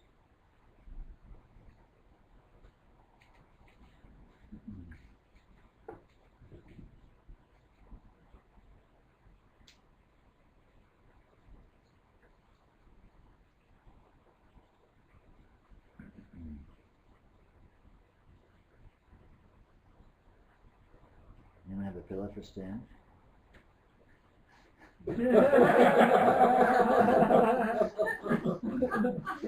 See, consciousness was there. So did you say Stan? No.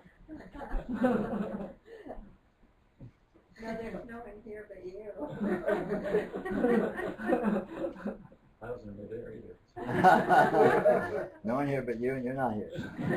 Uh-oh.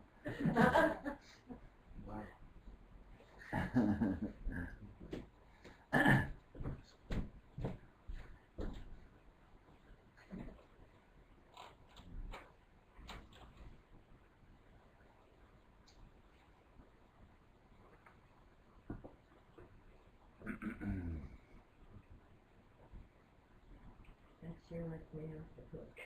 Yeah. I mean, that's the point. That's why they call it liberation. When you begin to see this stuff, you discover that you're off the hook. You know, all of this implications and tie-ins and obligations and all of that turns out to be a lot of hot air. Gotta understand. What a lot of work. And you can't even really understand. You're just supposed to pretend you do. You're supposed to be really good at faking it so you can talk a good argument and hold up your end at cocktail parties or whatever, right? But it's all bullshit. It's all hot air. Everyone knows they don't really know, and that's why everyone's running scared. And that's why the basic human condition is one of sort of residual background anxiety, because everyone knows they're faking it. Everyone knows they don't really know anything, and everyone's terrified that anyone else will find out. It's just been so out. Yeah, and it's all just this knowledge that you're faking it. And it's so much easier when you acknowledge you don't know anything. I'm a little load off. All that tension just, thank God, I don't need to pretend, you know. I don't know what anything is, but I don't need to know what anything is because I am it. Here it is. I have access to it. I can live it and be with it without knowing what it is. Because it's impossible to know what it is, so of course I can't know what it is.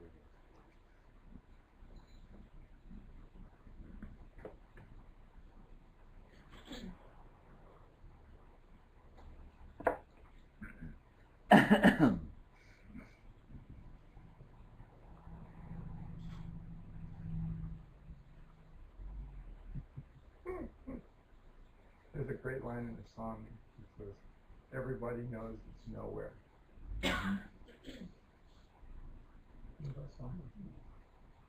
Neil Young. What it's like, yeah, Neil Young.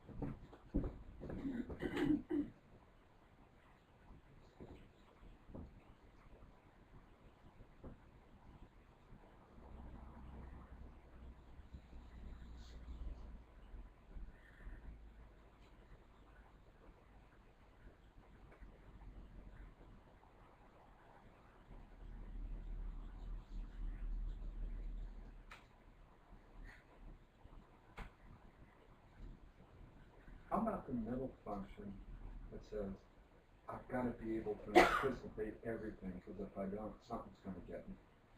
Sure. How about it? I mean, it's pretty pervasive. Sure, it may be there and it may be doing that, but again, it's fighting a losing game, because if you look at the specifics, you never anticipate anything, and you only anticipate things the more generalized you get in your thinking. You can never know exactly what your experience is going to be. You can know in very, very general terms, like, you know, I plan to be at the airport in 3 hours, but that's a very loose statement. What's it going to look like experiential? I don't know what I'm going to see. I don't know what colors I'm going to see. I don't know what shapes are going to be present in my field of vision. I don't know the specifics of what my experience is going to be. I don't know what people are going to be saying to me. I don't know what I'm going to be saying back to them. So it's all, and that's unanticipatable. And if I pretend that it is, I'm lying. So again, you can only really anticipate if you generalize enough, and the more you generalize, the less useful it is, the less efficient it is, the less actual it is. So, yeah. But again, that's a mental function, so it's not particularly important. The mind, it's sort of mind plays games with itself in its own terms, unendingly and spontaneously, and it's okay that it should. Again, it's only it's only entrapping if you think that it matters. It has anything to do with anything other than its own modes. Yeah, I just noticed that there's an aspect in my mind that is always running potential, possible Sure. outcomes, Yeah. But that's anticipating problems. That's the very nature of mind. Mind is a hypothesizer. You know what the mind's like? It's like a Pentagon think tank. You know for a fact that in the Pentagon they've got 100,000 battle scenarios. If we had to invade Dublin tomorrow, they have 10 different plans of invasion. You know that they do. You know that they have these scenarios, and you know that they have dedicated rooms full of geeks sitting there running off these hypothetical scenarios. Okay, let's say we had to invade New York. You know, New York was taken over by who knows who, and we had to get in there. How, they've got that. It's a fact. You know, and this is what the mind is. The mind is like the Defense Department generating random hypothetical scenarios just in case they should ever be relevant. You know, and it does it unceasingly, and it ain't never going to stop. It's not like you can shut it off. You know. That's why you have to pay so many taxes. Yeah.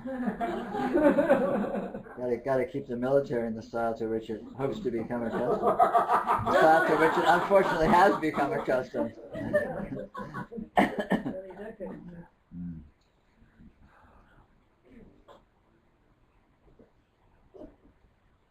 Nothing needs defending at all.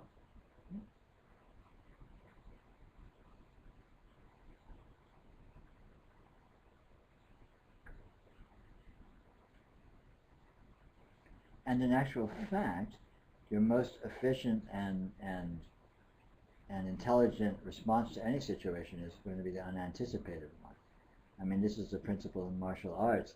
The less you expect of your opponent, the more efficiently and effectively you'll be able to respond to what they actually do, because your expectations hinder you by holding back your spontaneity.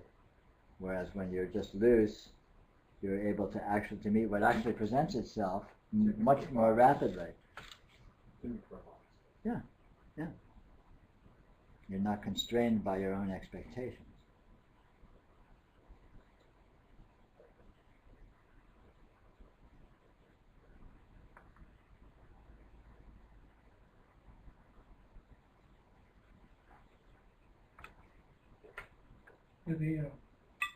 You can notice that the primitive stage is untrained, but you're responsive. And then you're trained, and then now you're mechanical. Yeah. And then you get beyond that, and you're spontaneous. Yeah.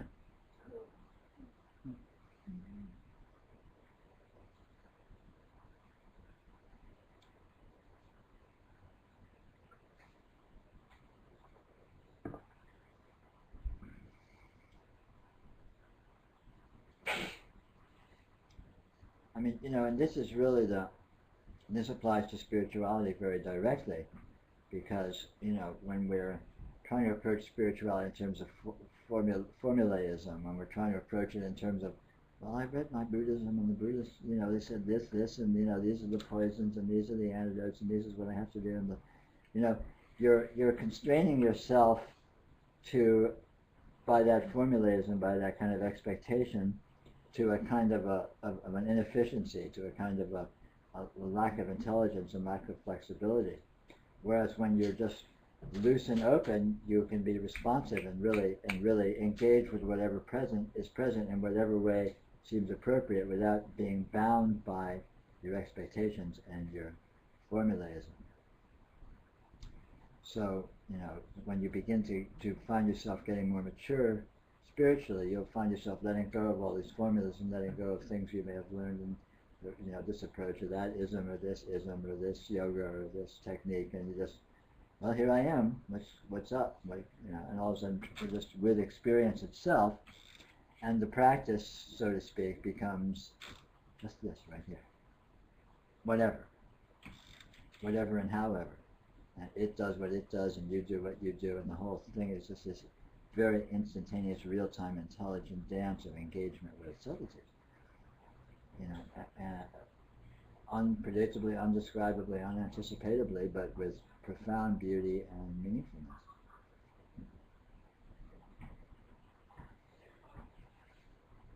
And that's when things really kick into high gear.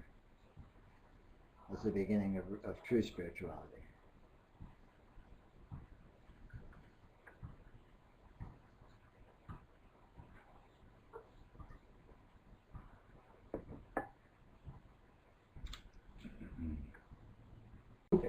Yeah. There's no individual to whom it can belong. Yeah. It's just the expression or the manifestation Yes, of, yes, yes. of this radiance, as you call it. Perfectly expressed. Right on the money. Well done.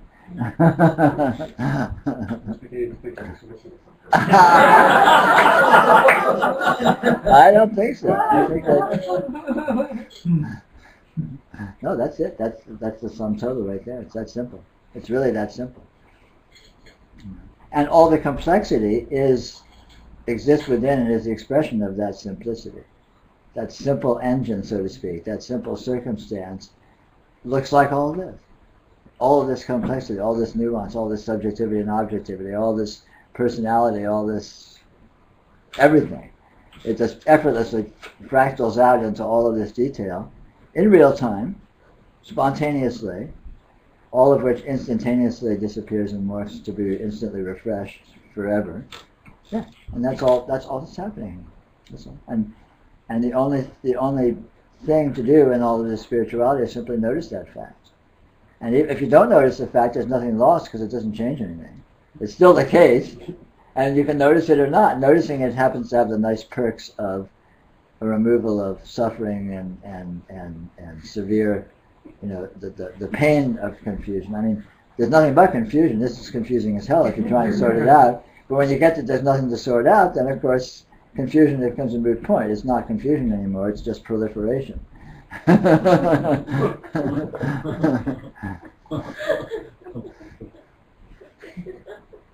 mean, sunlight isn't confusing. It just shines everywhere chaotically with wild abandon. Nothing confusing about that. It's only confusing if you think you're supposed to sort it out or count it or something. Well said. Well said.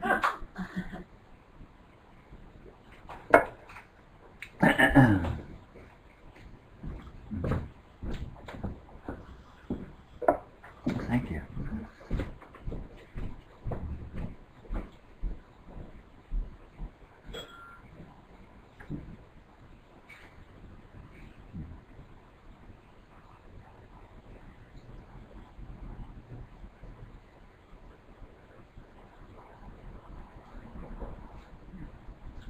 So there's this theme that crops up in satsangs like that, and I'm not asking to comment on the accuracy of the notion or anything like that, but more what the hook is. And this notion, this concept, whatever, is that somehow we're participating in a movement, a thing, whatever, that's going to ultimately liberate humanity. Mm-hmm. And there's a hook in there. Sure. And what I'd like you to do is explore the hook. Sure. I don't know. I would say it's probably self-importance. It's a nice feeling to think that you're embarked in some great purpose that's going to have a great, fabulous outcome, and so aren't you a great guy? You're a wonderful person because you're participating in this great, wonderful enterprise that's going to be so beneficial for people. I mean, sure, it sounds great. It sounds nice. But it's redundant. To do what you said I don't need to do, which is criticize the notion. It's a redundant notion, so it's unnecessary. Because of course, what this is doing spontaneously liberates humanity, but it does it one individual at a time, which may or may not historically coalesce into some kind of group liberation. But if it does so, that'll just be coincidental, or whatever. But since it's already doing it intrinsically, there's no pride, there's no basis for pride of participation because there's nothing but. I mean, the dirt is participating in the same thing. The dog shit is participating in the same thing. the politicians are participating in the same thing. So, the 1% are participating in the same thing. So, there's no basis for, aren't I a great guy? I mean, you by all means think so, because you are, but not for that, not for a reason of specialness. And ultimately it gets, this, and this shows up across the board in spirituality and in human psychology in general. I think is this quest for specialness, and the notion that specialness is not personal, specialness is not individual. There's actually nothing but specialness, but it's not your specialness, it's not my specialness, it's the specialness. And of course I'm special because I am this, and you are special because you are this. But I'm not special because I'm special because this is special. And the floor is special because this is special. And this glass is special because this is special, and so on and so forth. So there's not a special specialness that's different from some special unspecialness.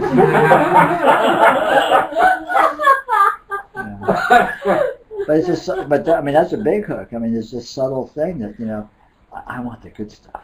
Where's the good stuff? Where do I get the stuff? Where's the back room? What's in the back room? What's the inner circle doing? Where's the real stuff? Yeah. Where's the real stuff? I want the special stuff. I want to experience the special stuff because it's better. I want to be special. I want to own it. And all of that is just the essence of samsara. It's the essence of egoism, self-importance, and which is fine, and it's a genuine urge, and it's fine to find self-importance, but you don't find self-importance in the self. You find self-importance in reality. And once you found that, you find that there's nothing but self-importance, which is self-importance, i.e. the Atman, i.e. the radiance. The radiance is what's important, and go there. It's a winning strategy. You get self-importance, but you don't get it personally. But it's the real importance, so you actually get it, as opposed to the fantasy self-importance, which is just a way to flagellate yourself and inflict pain in the long run. The search for specialness is a very devious, complicated way of suffering.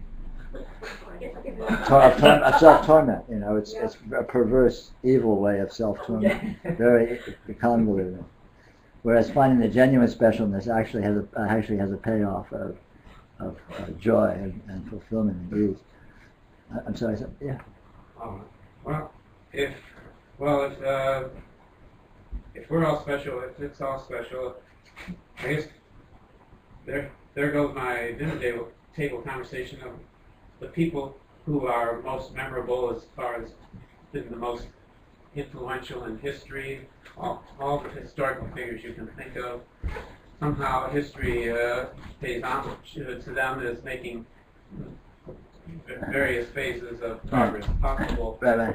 So that from what you say, that all sounds somewhat illusionary. Say this person or these people influence history more than anything else. Yeah, it's absurd. Every portion of a system contributes to the functioning of the system. Like, what's the most important part of your car? Is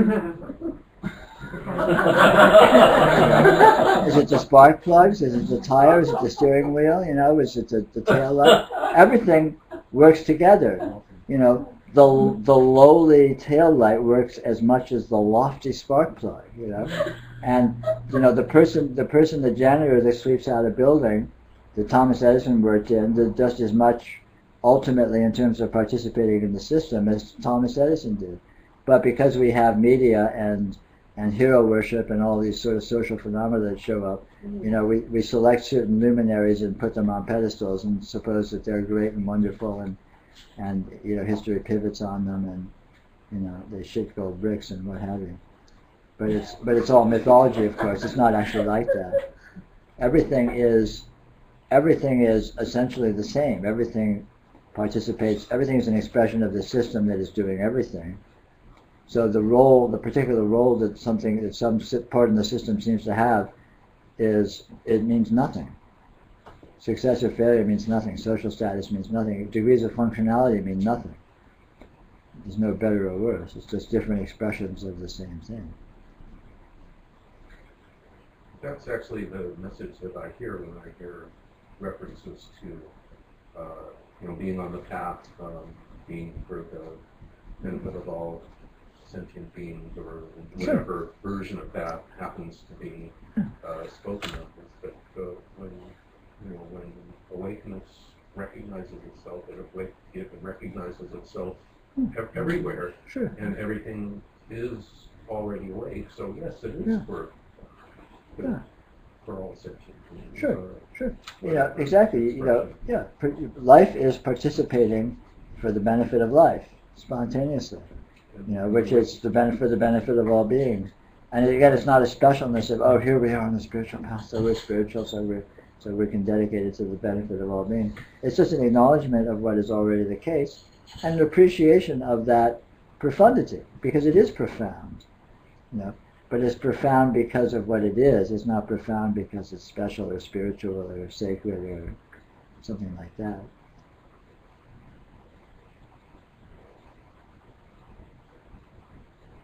So Donovan had it right when he said everything is a part of everything anyway, and you can be happy if you let yourself be. Sure, works for me. Why not?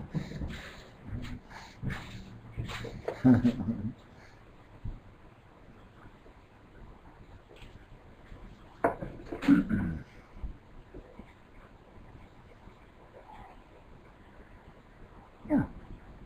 How about the experience of evil? Well, the experience of evil is a classification of a sort of a range of energies that seem to be showing up generally in a particular situation. And those energies are a part of a bigger system that sort of comes to a head as being evil. I mean, the classic example might be Nazi Germany, or some dictatorship, or genocide, or social, what you call ethnic cleansing, or something like that, or child abuse is a biggie that comes up. People who prey on, torture children, or something horrible. And it's easy to look at those things and say, that's horrible, it's evil. Well, sure. But these things don't happen in a vacuum. These things are these conditions that occur are the playing out of energies that are part of a vast system of energies that plays itself out, that has come to a head in terms of these particular expressions of it. So again, you're not looking at the particular circumstance, you're looking at the whole system. And the nature of the system is such that it has these modes of expression viable within it that come out from time to time. Just like it has also modes of expression that are very laudable and wonderful and lofty and altruistic and so on that come out from time to time. But it's the same system that's doing them. And so it's short-sighted to take the specific situation and try and assess it in a vacuum, because nothing exists in a vacuum. I mean, it's like looking at social problems, like poor people are alcoholics and blaming them for their condition. Their condition is a symptom of the conditions that they were raised in, the social economic conditions that exist. So again, they are expressions of a system, and the problem that creates them is systemic, is not based on the individual. So the problem that created, let's take Nazi Germany. Nazi Germany was created, the German nationalism was created by how severely the Germans were squelched and reprimanded after World War I. So they felt really downtrodden, and there was a sort of a cultural anger that expressed itself in this backlash of nationalism that rose, that Hitler was able to take advantage of to create the Nazi Party, and so on and so forth. Arguably, right, something like that. Who knows what? So to look at the Nazis, and then Hitler as a personality was a warped personality, because you could look at his upbringing and you could look at the reasons. So Hitler was like a link in a chain that stretches into a big system. He's not just standing on his own. And the same with the German nationalism in that instance, for example, in that example. And so you can look back at the stupidity or the lack of foresight, lack of intelligence shown by the people that arranged the treaties at the end of World War I to not be more fair-minded and not be more practical in terms of setting up a system that was going to be for the benefit of everyone. And why were those people in power? And you can go back and look at, I mean, it's like ripples in a pond. You throw a pebble in a pond and the ripples spread out forever. And any circumstance that shows up is just another ripple. And they don't exist in a vacuum. Nothing exists in a vacuum. So it's this vast chain of events. And the solution to every problem is to behave intelligently. Intelligent functioning minimizes evil, minimizes problems, minimizes difficulties, minimizes any of these kinds of things. And how do you get intelligent functioning? By seeing reality. So this is what I do. I try to help people see reality. So this is my way of fighting evil. Maybe what I'm doing here is going to avert some horrible ethnic cleansing in centuries from now. Or not. Or maybe I'm just an arrogant asshole who wants to feel self-important and feel... Yeah. Men say that everything that occurs is natural. Of course it is.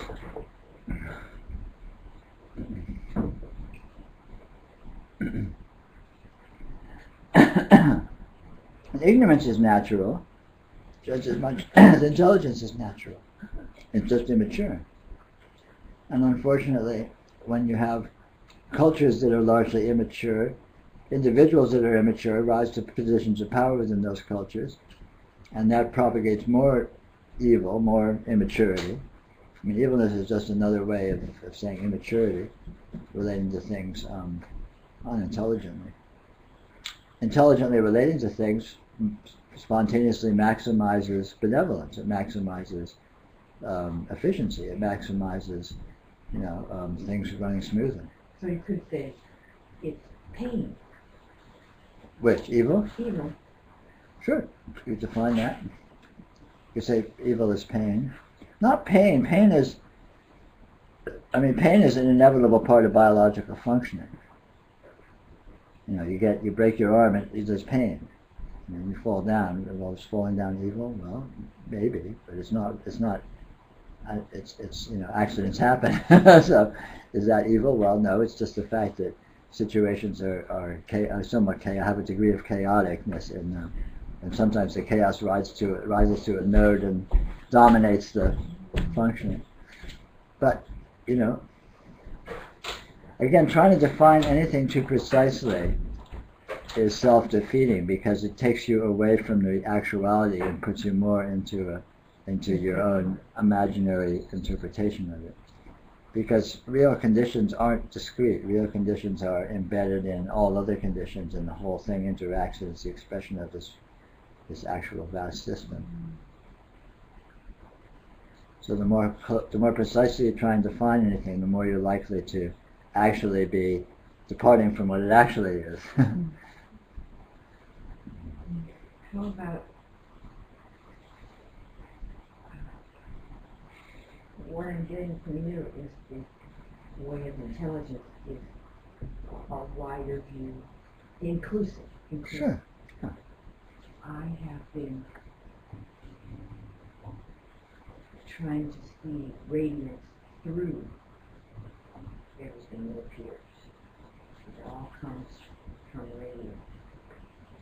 Can I look through what seems opaque, what seems dense? You don't need to look through. The opacity and the density is itself radiance. Radiance is not in the depths behind things. Radiance is on the surface of things. What you actually see is radiance. I mean, literally what you see in your field of vision is light, and light is certainly radiance. So when you see a rock or something seemingly dense and opaque, you're actually seeing light that is configured like a rock. Radiance is on the surface. It's explicit and obvious. And even that explicitness and obviousness is transcendental. You don't need to go into some depths or something somewhere long ago and far away to get to transcendence. Because even what is most explicit and most obvious is subtle, it's slippery, it's weird, you can't pin it down. What is light? You know, light, it's completely explicit. Light is right here. You're experiencing light right now, very obviously so. And yet, what is it? What is light? You know, it's weird, it's slippery, it's trippy, it's strange.